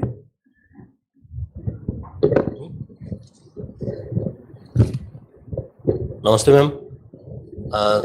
मैं अपनी बात को वहीं से शुरू करना चाहूँ। साहब ने एक रोड दिखाई और अभी डॉक्टर विश्वकर्मा ने उसको 130 की गति पर उसको गाड़ी चलाई, उस गाड़ी का गियर बदला और 5वें गियर में लेके आए। लेकिन 5वें गियर में गाड़ी को चलाने के लिए जो कि जनता रूपी जो सारी सवारियों को लेके और आगे 2030 में माननीय मुख्यमंत्री महोदय ने मिशन 2030 का एक सपना देखा है, उस तक पहुंचाने के लिए जो हमारा चिकित्सक संवर्ग है और चिकित्सा कर्मी संवर्ग है, उनका प्रतिनिधित्व, जिनका की प्रतिनिधित्व मैं करता हूं, उनको उस गाड़ी में चलाने वाला है और गाड़ी में डीजल और पेट्रोल भी डालना जरूरी है। तो मेरी एक आग्रह, मेरे जो बिंदु है वो इसी से संबंधित है कि चिकित्सकों को किस भांति उस स्तर तक ले जाया जाए कि वो गाड़ी को तेज गति से दौड़ा सके। उसमें पहले प्रयास की बात करूंगा कि जब चिकित्सक एक इंस्टीट्यूशन में आता है, एक मेडिकल कॉलेज में आता है, तो हमारे एसएमएस मेडिकल कॉलेज की स्थिति को हम जब देखते हैं तो उसमें आवास की व्यवस्था नहीं, वो जो सुविधाएं होनी चाहिए, कैंटीन की सुविधा होनी चाहिए, मेस की सुविधा होनी चाहिए, वो उस लेवल की नहीं है। और हम अपने पास में ही एमएनआईटी है, उसका अगर निरीक्षण करें तो उसमें बहुत अच्छी सुविधा है। तो हमें चाहिए कि हमारे रेजिडेंट डॉक्टर्स के लिए कैंटीन और मेस की सुविधा और रेजिडेंशियल आवास उनका ऐसा हो जिसमें कि वो परिवार के साथ रह सके। उसके बाद में मैं बात करना चाहूंगा कि जब चिकित्सक सेवा में जाता है तो उसका इंडक्शन कोर्स होना बहुत जरूरी है और उसके साथ साथ क्योंकि अब टेक्नो फ्रेंडली होना बहुत जरूरी है, तो एएनएम का कोर्स भी, जीएनएम का कोर्स भी, एलटी का कोर्स में भी टेक्निकल चीजें जो है, जो ऐप के बारे में और के बारे में जानकारी को साथ में डाला जावे। इसके बाद में हमने राज्य हेल्थ पोर्टल शुरू किया है, बहुत अच्छा पोर्टल है और उससे बहुत काफी कुछ समाधान हो सकता है। ऑनलाइन एसीआर भरी जा रही है, ऑनलाइन विदेश की अनुमति हो रही है, लेकिन उसका भरपूर उपयोग आज दिन नहीं हो रहा है। उस स्थानांतरण नीति बने और स्थानांतरण नीति जो बने उसके बाद में उसका लागू जो ट्रांसफर किए जाए, जो हाँ हालांकि एक प्रयास किया गया कि जो पीजी स्टूडेंट आए, नए स्टूडेंट्स आए, जो नए मेडिकल ऑफिसर, सारा काम अगर ऑनलाइन राज हेल्थ पोर्टल के जरिए हो और चिकित्सक जो ग्रामीण क्षेत्र में बैठ के सेवा दे रहा है उसको निदेशालय में आने की जरूरत नहीं पड़नी चाहिए। कि जैसे उदाहरण के तौर पर मैं बताऊं कि विदेश यात्रा के लिए अनुमति के लिए आवेदन ऑनलाइन किया जाता है, लेकिन वहां कह दिया जाता है कि ये सीबी सेक्शन की जांच रिपोर्ट आएगी, तो सीबी सेक्शन उसको रोक के बैठ जाता है। ऐसा राज हेल्थ पोर्टल पे प्रोविजन किया जा सकता है कि किसी की डी अगर चल रही है तो राज हेल्थ पोर्टल पहले से ही दिखाए उसको, ताकि उसमें विलंब नहीं हो और आगे से आगे ऑटो फॉरवर्ड का सिस्टम भी होए मैम। इसके अलावा जो चिकित्सकों की मुख्य जो परेशानियां है उसमें ये है कि बात भी की गई, सुझाव भी आया है कि हर प्राथमिक स्वास्थ्य केंद्र पर और डिस्पेंसरी जो है, अर्बन डिस्पेंसरी, उनमें एक एक चिकित्सक नियुक्त है और वहां 300-400 का ओपीडी है और एक चिकित्सक एक दिन डे ऑफ भी लेगा या छुट्टी पे भी जाएगा। तो उस परिस्थिति में जनता को भी परेशानी होती है। तो आवश्यक है कि 2 चिकित्सकों की नियुक्ति, 2 पद सर्जित किए जाए प्रत्येक और उस पे, और साथ ही साथ समाकलनीकरण भी किया जाए। किसी पीएचसी पे अगर लोड कम है और कहीं पे बहुत ज्यादा पेशेंट लोड है तो उसको इस प्रकार की व्यवस्था हो कि पेशेंट लोड के हिसाब से उस पर लागू किया जाए। इसके साथ ही सबसे महत्वपूर्ण मांग हमारी जो है वो कैडर की है मैम, और कैडर जो है वो चिकित्सकों का लागू हो, क्योंकि उनको सम्मान मिलना चाहिए और कैडर से ही हमें सम्मान मिलेगा। और पूरे राज्य का चिकित्सक जो है, अब हम 2030 की योजना बना रहे हैं, 2011 से राज्य का चिकित्सक जो है 2023 में आके भी कैडर से महरूम है, तो वो हमारे लिए बड़ी पीड़ादायक स्थिति है। हम चाहेंगे कि अब द्रुत गति से और इस पे काम हो और ये कैडर का निर्माण हो। धन्यवाद। धन्यवाद डॉक्टर अजय चौधरी जी। आपने मोटे तौर पे जो एचआर इश्यूज हैं उसके बारे में बताया। आप इस चीज को अप्रिशिएट करेंगे कि जब पावर पॉइंट प्रेजेंटेशन हो रहा था उसके अंदर जो बातें आपने बताई हैं ऑलमोस्ट उसके अंदर शामिल थी। आपके विचारों का सम्मान करते हुए मैं इसी क्रम में डॉक्टर अनुराग शर्मा जी, सचिव IMA, आपको आमंत्रित करूंगा कि आप अपनी बात रखें। नमस्कार सम्मानित मंच, नमस्कार प्रबुद्ध व्यक्ति जो यहाँ हैं। माननीय मुख्यमंत्री जी की ये बहुत ही अच्छी सोच है। राजस्थान मिशन 2030 काबिले तारीफ है।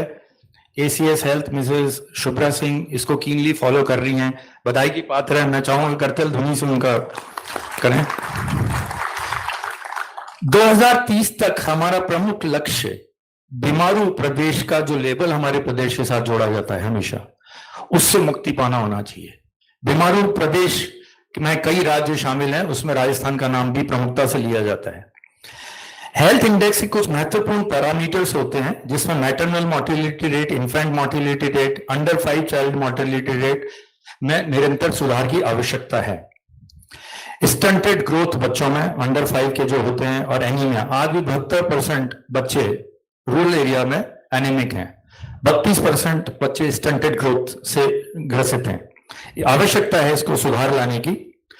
डॉक्टर पेशेंट रेशियो में निरंतर सुधार आ रहा है और सुधार की आवश्यकता है। आज डॉक्टर पेशेंट रेशियो इंडिया में 0.7 पर 1000 है और राजस्थान में अभी 0.32 ही है, तो इसकी आवश्यकता है। और नर्सिंग स्टाफ पेशेंट रेशियो में भी चाहिए, परंतु गुणवत्ता कॉम्प्रोमाइज नहीं होनी चाहिए। हमें डॉक्टरों की या नर्सिंग स्टाफ की ऐसी भीड़ नहीं चाहिए जो अपनी कार्य क्षमता में उतने निपुण ना हो। जीरियाट्रिक्स और पीडियाट्रिक्स 2 कोने होते हैं उम्र के हिसाब से, बीमारी के हिसाब से, और दोनों में वृद्धजनों के उपचार और बच्चों के उपचार दोनों में संकल्पता लानी होगी। इसके अलावा मैं ये कहना चाहूंगा, जैसा कि अभी डॉक्टर अजय चौधरी ने कहा, IMS Indian medical services cadre को बनाने की बहुत आवश्यकता है। जैसे इंडियन एडमिनिस्ट्रेटिव सर्विसेज हैं, इंडियन पुलिस सर्विसेज हैं, ऐसे इंडियन मेडिकल सर्विसेज का कैडर जरूर बनाना चाहिए। और इसके साथ ही, क्योंकि मैं IMA राजस्थान का प्रतिनिधित्व कर रहा हूं, मैं सेक्रेटरी जयपुर मेडिकल एसोसिएशन हूँ, सेक्रेटरी हूँ, तो मैं कुछ बातें माफी चाहता हूँ, एक सेकंड।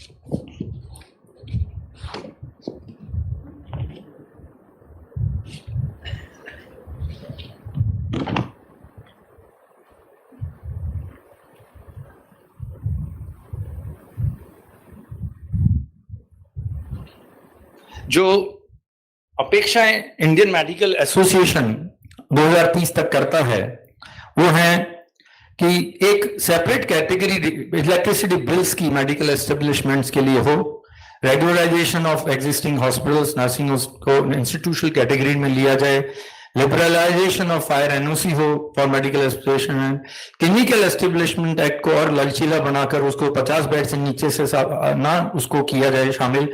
सिंगल विंडो सिस्टम बहुत आवश्यक है। आज 56 लाइसेंसेस डॉक्टर्स को लेने पड़ते हैं अगर वो किसी प्राइवेट हॉस्पिटल को चलाना चाहते हैं, तो उसको सिंगल विंडो क्लियरेंस में लाना चाहिए।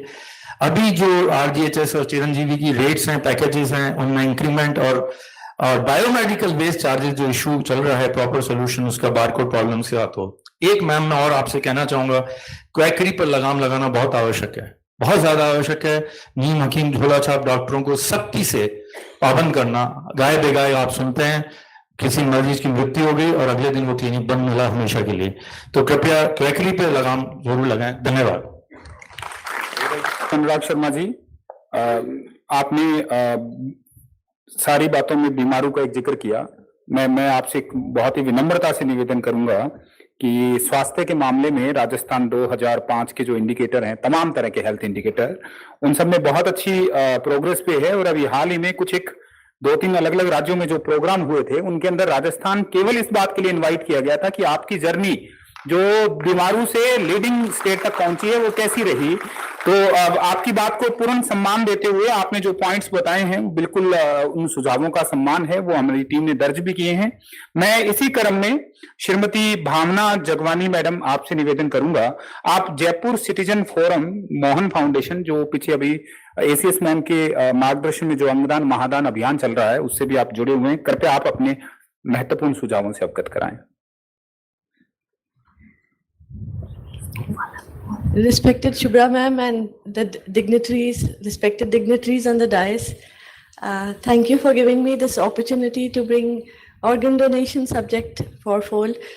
अब की जो न्यू पैंडेमिक है वो organ failure है after COVID.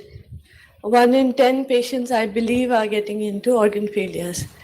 और शुभ्रा मैम ने जिस तरह से और आपकी मैजिकल टीम जिस तरह से आप इस सब्जेक्ट को आगे ले गए हो, I am very grateful for that. एक दिन में अगर 2 करोड़ लोग प्लेज किए हैं पूरे राजस्थान में, it is a unique world record and thank you so much for that. To achieve 100 organ donations in 1 year in Rajasthan and become the leading state in India, we propose the following steps. So we have I'll read one page. Step 1 is to establish NTORCs in all government medical colleges. That is non-transplantation organ retrieval centers. Enhance trauma care. Step 3, form brain death committees. Step 4, train intensivists and ICU staff to identify brain death. Step 5, organize training programs for NTORC centers in collaboration with Mohan Foundation and Soto Noto.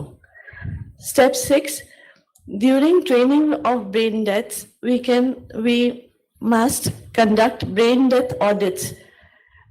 That is through identifying how many brain deaths from accident cases, B, certification of those brain deaths, C, conversion from the brain deaths to organ donation. This is brain death audit. Step 7, conduct a gap analysis in medical colleges as to what is going wrong in the system. Step 8, implement donor maintenance cost reimbursement. Step 9, explore partnership with leading treatment centers. Step 10, create a monthly task force with the stakeholders to understand the subject better. Step 11, establish a designated space for counseling brain dead patients in the hospitals. Step 12, MFJCF is willing to offer in the training support. Also, organ donation information can be linked with helpline numbers such as 104 and 108. And last point, if we can help with displaying posters of our Honorable Chief Minister holding his driving license, which has an organ donor logo, this will really promote it in a big way. Thank you. Thank you, ma'am. Thank you so much ma'am. आपने organ donation से related बात कही, मैं organ donation से related बात में एक चीज और जोड़ना चाहूंगा। ये राजस्थान जो त्याग बलिदान शौर्य की जमीन है, इसी जमीन पर जब ऑर्गन डोनेशन का शुरुआत हुआ था तो आपको बड़ा अच्छा लगेगा, जिसका मैम अभी जिक्र कर रहे थे कि इतनी शपथ ली गई। इसमें 2 रिकॉर्ड्स जो बहुत ही यूनिक रिकॉर्ड है अंगदान के बारे में बने, India book of world record में भी इसका नाम आया और दूसरा जो OMG रिकॉर्ड्स हैं उसके अंदर भी नाम आया। और यह सफलता है आप सब लोगों की वीसी से जुड़े हमारे सारे साथी अधिकारियों की, पूरी टीम की, सारी सिविल सोसाइटीज की और प्रत्येक उस आदमी की जिसके मन में पहली बार ये ख्याल आया, जिसने सुनते ही कहा कि मैं इस मुहिम से जुड़ूंगा। अब इसी क्रम में मैं रिक्वेस्ट करूंगा श्री अमित चौधरी जी, श्री अमित चौधरी जी, आप औषधि नियंत्रण और फार्मेसी से जुड़े हुए, किसी कारण से अगर वो नहीं है तो तब तक, जब तक वो लौटते हैं बात करते हैं, तब तक मैं श्री बाबूलाल गुप्ता जी, श्री बाबूलाल, हाँ माइक प्लीज आगे लेके आए। आप अगर बैठ के भी बोलना चाहें तो आप बोल सकते हैं, अगर आप कंफर्टेबल नहीं है आप विराजें प्लीज। देखिए, सभा में उपस्थित सुब्रा सिंह जी और सुची मैडम जी की सभी अधिकारीगण जो विराजमान हैं, सोनी जी तो अपना कंडक्ट कर ही रहे हैं। मैं एक बात तो ये कहूंगा कि जो जैसे अभी डॉक्टर सुधीर जी कह रहे थे कि यूरोप में और अमेरिका में मैंने इसको भोगा है। निश्चित रूप से ट्रीटमेंट तो महंगा है ही, उसके अलावा उपलब्ध नहीं है। अभी मैं जब चाहता हूं कि मेरे ये दिक्कत है, डॉक्टर साहब के पास पहुंच जाता हूं या डॉक्टर साहब को, तो इसका CDC 2030 से अगर इसको जोड़े तो मेडिकल टूरिज्म को जबरदस्त बढ़ावा मिलना चाहिए। हमारे डॉक्टर्स, मैंने अभी देखा था कि बहुत ही जो सुझाव दिए हैं, चाहे एलोपैथी से थे, चाहे आयुष से थे, सभी सुझाव बहुत बढ़िया है। तो माननीय मुख्यमंत्री जी ने जो 2030 की कल्पना की है, उसमें ये मेडिकल टूरिज्म अपना एक इतना आगे बढ़ के जाएगा जिसकी कोई सुनिश्चितता नहीं होगी। दूसरी बात मैं निवेदन करूंगा, जो बराबर हमारे स्वास्थ्य मंत्री जी भी करते रहते हैं, डाइटिंग वाली बात। आपका बड़ा बड़ा अस्पताल है, अगर मैं किसी अस्पताल में भर्ती होता हूं तो लास्ट पॉइंट आता है, वो जाता है कि भाई डाइटिशियन के पास जाओ। यानी परिणाम जो निकलेगा वो निकलेगा मेरी डाइट को कंट्रोल करने पर। और जैसे बहुत सारी ऐसी बीमारियां हैं, निश्चित रूप से वो उस डाइट से निश्चित रूप से उसमें कंट्रोल आता है। और कई बार घूमने की बात की जाती है, जैसे डायबिटीज वगैरह है ये, तो हमारे डाइटिशियन का इस 2030 मिशन तक इतना बड़ा रूप हो जाए कि डाइट अगर हम ठीक कर लेंगे, जैसे आजकल बहुत बड़ा आ रहा है कि बाजरा खाइए, ज्वार खाइए और दूसरे जो हैं कुटू खाइए, रागी खाइए। क्यों हो रहा है? हमने क्यों छोड़ दिया है ये? हमारे राजस्थान का तो खाना ही यही था। और 95 साल की उम्र, 100 साल की उम्र, और हम तो ये कहते थे कि डॉक्टर भाई बहुत जल्दी से फास्ट फूड में आ गए। और गांव में मैंने देखा चाउमीन चाहिए, चाउमीन। अब वो चाउमीन अगर चाहिए तो उस चाउमीन का क्या असर होगा, हमने किसी ने समझाया नहीं। हमने राजस्थान खाद्य पदार्थ व्यापार संघ की ओर से 2 योजनाएं चलाई हैं, ये माननीय मुख्यमंत्री जी के 2030 के आगाज के बाद में। एक तो हमने ये कहा है कि घर घर व्यापारी पहुंचे और उसको ये फास्ट फूड और ये जो चाउमीन है इसको छोड़िए, बाजरा खाइए, रागी खाइए, जौ खाइए, गेहूं को भी बहुत ज्यादा तरजीह मत दीजिए। और इसका परिणाम भी निकला है, हमारी 247 मंडियों ने करीब 60 कैंप कर लिए हैं जो अलग अलग तरह से ये किए जा रहे हैं। तो मेरा कहना यही है कि हम लोग, मेरा बेटा मोहताज हो गया था जब उसके 2 चीजें हो गई थी, एक में ट्यूमर हो गया इसमें और क्लॉट हो गया, और इधर से उसका बॉल्व ब्लॉक हो गया। यहाँ दवा नहीं थी, अपोलो में ले जाना पड़ा। अब तब जाके कोई 2 महीने में उसको जिंदगी वापस मिली। आज मैं देखता हूं कि हमें सब तरह की व्यवस्थाएं यहाँ मौजूद है, हार्ट से संबंधित हो, ब्रेन से संबंधित हो, कैंसर से संबंधित हो। अब बात यही है कि इन बीमारियों को रोक, आपने क्योर करने की बात तो कर ली, पर मेरा महकमा इसको सुचारू रूप से कम करने की बात करता है। हमने बड़ी लड़ाई झगड़ा करके और भारत सरकार से केवल सरसों का तेल शुद्ध बिकेगा, ये कानून पास करवाया है। परंतु हम और तेलों के लिए भी कहते हैं कि वो भी शुद्ध बिकनी चाहिए, परंतु अभी तक उसमें ब्लेंडेड को हटा दिया। एक तेल में दूसरे मिलाने की बात थी एक्ट में, उसको हटा दिया और अब कर दिया बहुत स्रोतरी, मल्टी सोर्सेज। हमने कहा भाई ये क्या किया आपने, और अडानी को छूट दे दी। तो ये जो व्यवस्थाएं हैं, हमारा यही हम प्रयास करेंगे कि इस 2030 मिशन तक हमारा खान पान सही हो, हमारे जो बच्चे हैं वो इस एजुकेशन के साथ आगे बढ़े कि हमें खाने के लिए अच्छा खाना है परंतु फास्ट फूड नहीं खाना है। धन्यवाद।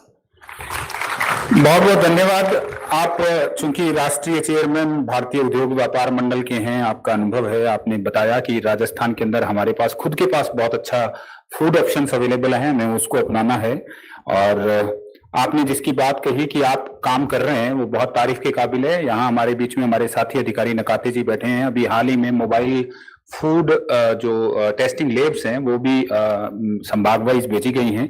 आपने जो बात कही है उसी क्रम में आपके सुझावों को अंकित करते हुए अब मैं निवेदन करूंगा श्री अमित कुमार शर्मा जी से। आप इस ऑर्गन रेसिपिएंट हैं और एथलीट हैं, आप हमारे बीच में मौजूद हैं। और सभी साथियों का नमस्कार और शुभ्रा मैम का बहुत बहुत धन्यवाद। मैडम से मैं मिल चुका हूँ एक बार, बहुत ध्यान से सबको सुनती हैं और धन्यवाद मैम। ऑर्गन डोनेशन के बारे में भी बात हो रही थी, उसका जो लाइव एग्जांपल हम 4 लोग आपके सामने, बहन ने किडनी डोनेट की, हर्षवर्धन को इनकी मां ने किडनी डोनेट की, भवानी सिंह जी को इनके पिताजी ने किडनी डोनेट की और हितेश शर्मा जी को इनके पिताजी ने किडनी डोनेट की। और आज उस अंगदान की वजह से ही हम लोग जीवित हैं और आपके सामने हैं। अभी लोगों में ऑर्गन ट्रांसप्लांट को लेकर बहुत मिथ्स है। लोग सोचते हैं कि मुझे कोई बीमारी हो गई तो शायद ही मैं जी पाऊंगा, मैं जीवन यापन कर पाऊंगा। उसके बारे में बस ज्यादा समय नहीं लूंगा, आपका थोड़ा समय ही लूंगा। उसमें बताना चाहूंगा कि मैं किडनी की बीमारी के बारे में आपसे आज बात करूंगा कि हम लोग सब किडनी ट्रांसप्लांटेड हैं। किडनी की जब बीमारी होती है तो सबसे पहले सोच यही आता है कि क्या अब आगे जीवन चल पाएगा, क्या हम जी पाएंगे, ट्रांसप्लांट के बाद में कैसा हमारा जीवन होगा, क्या हम अच्छे से खाना खा पाएंगे, बाहर निकल पाएंगे। ट्रांसप्लांट के बाद में ही हम सब लोग मिले हैं, पहले हम एक दूसरे को नहीं जानते थे और ट्रांसप्लांट के बाद में ही मिले। फिर हम लोगों ने एक मुहिम चलाई और हमने सोचा कि जो भी लोग किडनी की बीमारी से ग्रसित हैं उनको इसके बारे में मोटिवेट करेंगे, उनको समझाएंगे कि ट्रांसप्लांट के बाद में आप एक अच्छा जीवन नहीं, बहुत बहुत अच्छा, और आप यदि एथलीट हैं तो आप अपने खेल के उसमें भी आगे बढ़ सकते हैं। उनकी हम काउंसलिंग करते हैं और बड़ा गर्व महसूस होता है, खुशी होती है कि जितने भी लोग हमने काउंसलिंग करी है वो सारे के सारे लोग आज अपना ऑर्गन ट्रांसप्लांट कराकर अच्छा जीवन जी रहे हैं। हम लोग हर साल नेशनल ट्रांसप्लांट गेम्स होते हैं वहां खेलने जाते हैं और मेडल्स भी लिए हैं, बट पिछली साल ही हमें पता लगा कि नेशनल गेम्स ही नहीं, वर्ल्ड ट्रांसप्लांट गेम्स होते हैं जिसमें अलग अलग देशों से लोग गेम्स खेलने आते हैं। वो ऑर्गन ट्रांसप्लांट रेसिपिएंट होते हैं या ऑर्गन डोनर होते हैं। कड़ी प्रतिनिधित्व किया हमने और हम चारों ने ही मेडल्स भी प्राप्त किए हैं उसमें और राजस्थान का नाम रोशन किया है। और अभी आगे एशियन गेम्स थाईलैंड बैंकॉक में होने जा रहे हैं 21 से 24 सितंबर में, वहां पर भी हमारा अगेन इंडिया की तरफ से हमारा सिलेक्शन हुआ है और हम गेम्स खेलने के लिए जा रहे हैं और कोशिश करेंगे कि वहां पर भी मेडल मिले। हमारा राजस्थान सरकार से जो अनुरोध है उसमें मैं आपका ध्यान केंद्रित करना चाहूंगा कि जो भी गेम्स होते हैं, पर्थ ऑस्ट्रेलिया में गेम्स हुए थे अप्रैल 2023 में, उसका जो भी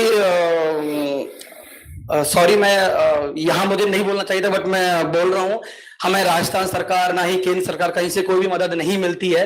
तो हमारा जो अनुरोध है माननीय शुभ्रा मैडम, आपसे यही अनुरोध करना चाहेंगे कि उक्त खिलाड़ियों को जिनके ऑर्गन ट्रांसप्लांट हो चुके हैं उनको भी सामान्य व दिव्यांग खिलाड़ियों में शामिल किया जाए और राज्य सरकार से जो भी योजनाएं और सुविधाएं मिलती हैं उसमें हमें पात्र माना जाए ताकि हम भी आगे मोटिवेट हों और अपने भारत का और अपने राजस्थान का नाम रोशन कर पाए। साथ में एक पॉइंट मैं और बोलना चाहूंगा कि यदि शरीर का कोई अंग किसी का कट जाता है तो उसे पीएच फिजिकल हैंडीकैप की कैटेगरी में शामिल कर लिया जाता है, बट हम लोग जिनका पूरा पूरा ऑर्गन ट्रांसप्लांट हुआ है हमें पीएच की कैटेगरी में शामिल नहीं किया जाता। तो मेरा जो अनुरोध है मैडम से वो यही है कि प्रमुख अंग प्रत्यारोपण करवा चुके जो कोई भी ऑर्गन ट्रांसप्लांट रेसिपिएंट है उनको दिव्यांगजन की श्रेणी में शामिल किया जाए। महोदया, दिव्यांगजन की श्रेणी में विभिन्न शारीरिक अक्षमता वाले व्यक्तियों को सम्मिलित किया जाता है, बट मानव दृष्टि से हमारा राज्य सरकार से अनुरोध है कि प्रमुख अंग प्रत्यारोपण करवा चुके व्यक्तियों को भी इस दिव्यांगजन की श्रेणी में रखकर उन्हें विशेष सुविधाओं का लाभ दिया जाए, जिससे आगे का जीवन सुगम बन सके। लास्ट में बस यही कहना चाहूंगा कि कोई भी किसी को कोई बीमारी हो, उसको अपना होप नहीं छोड़ना चाहिए। खुद ही को कर बुलंद इतना कि हर तकदीर से पहले खुदा पूछे बंदे से कि बता तेरी रजा क्या है। धन्यवाद। बहुत बहुत धन्यवाद अमित जी, और आपके अंदर ये ऊर्जा ताजगी बनी रहे। आपने बताया 2030 तक ऑर्गन ट्रांसप्लांट के मामले में, डोनेशन के मामले में राजस्थान पूरी दुनिया के अंदर, देश के अंदर, पूरे दुनिया के अंदर एक आए, ये बिल्कुल आपकी बात सम्मानजोग है और मानवीयता से जुड़ी हुई बात है। आपकी हिम्मत की दाद देते हैं। और अब मैं अमित चौधरी जी से पहले बात नहीं कर पाए थे, अगर अमित चौधरी जी आ गए हों तो हम उनको सुनेंगे, अन्यथा हम 2 संभागों से भी बात करना चाहेंगे। ठीक है, तो अब मैं हमारे साथ अजमेर से टीम जुड़ी हुई है। मैं अजमेर के अंदर जेडी साहब वहां वीसी से कनेक्ट हैं, बात आप कहना चाहें।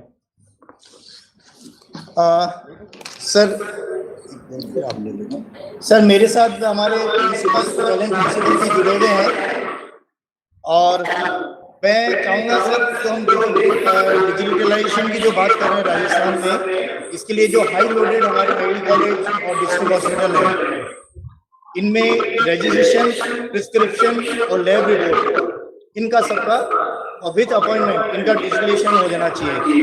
प्लस मेडिकल कॉलेज और डिस्ट्रिक्ट हॉस्पिटल पर एक district early intervention rehabilitation centre की स्थापना हो, कि मेडिकल कॉलेज और अस्पतालों में होना बहुत जरूरी है।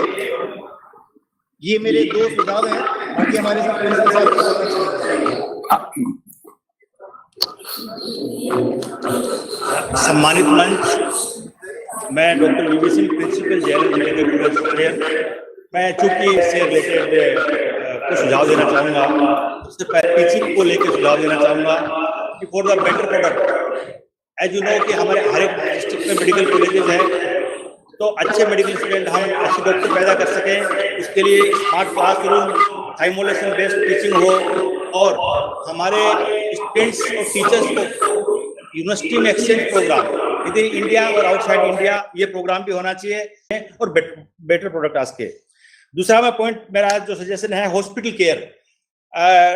हॉस्पिटल केयर जैसा कि जब से हमारी मुख्यमंत्री चिरंजीवी स्वास्थ्य योजना चालू हुई है, उसके बाद में हमारे पेशेंट्स का लोड भी काफी बढ़ा है।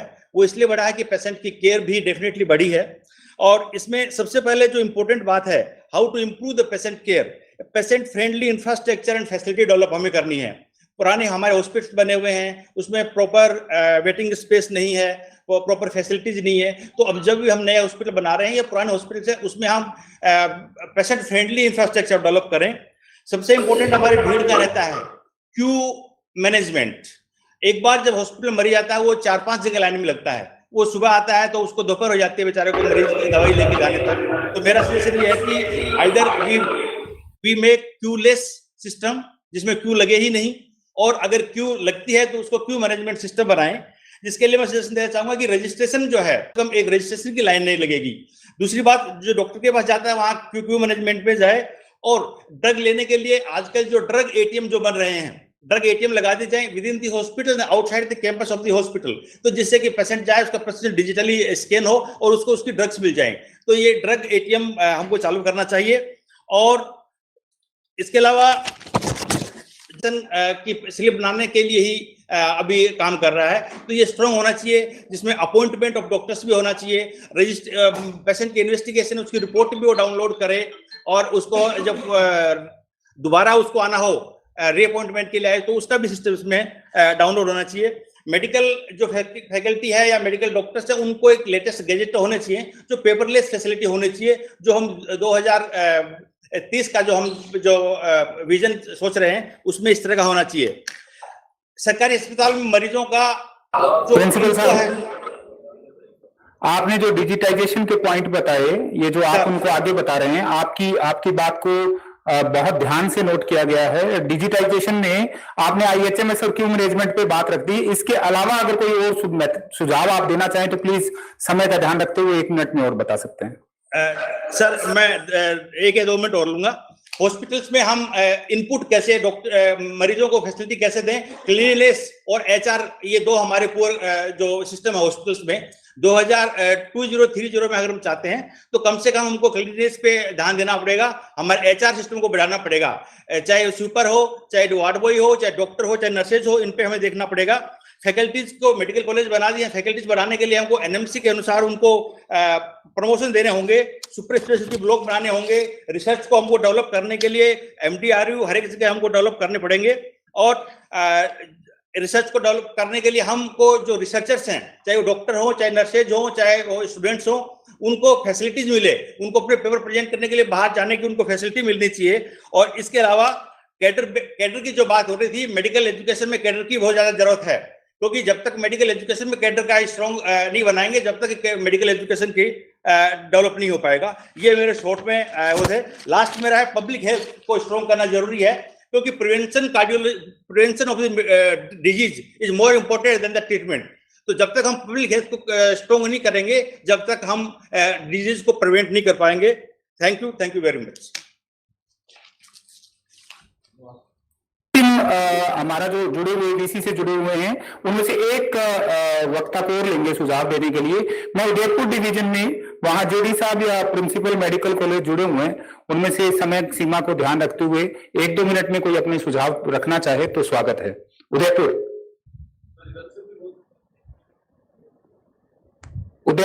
डायरेक्टर पीएस साहब, आपके कुशल नेतृत्व में जो हम सफलता के आयाम और नए नए प्रोग्राम को महसूस कर रहे हैं, मैं अंतःकरण से आपको बधाई देना चाहता हूं, और आपके नेतृत्व में कार्य करते हुए अभिभूत हैं, गौरवान्वित अनुभव कर रहे हैं। यहाँ पे जो विजन 2030 का प्रोग्राम चल रहा है, उसमें हमने विभिन्न 6 जिलों में मीटिंग्स की हैं और बहुत सारे सुझाव आए।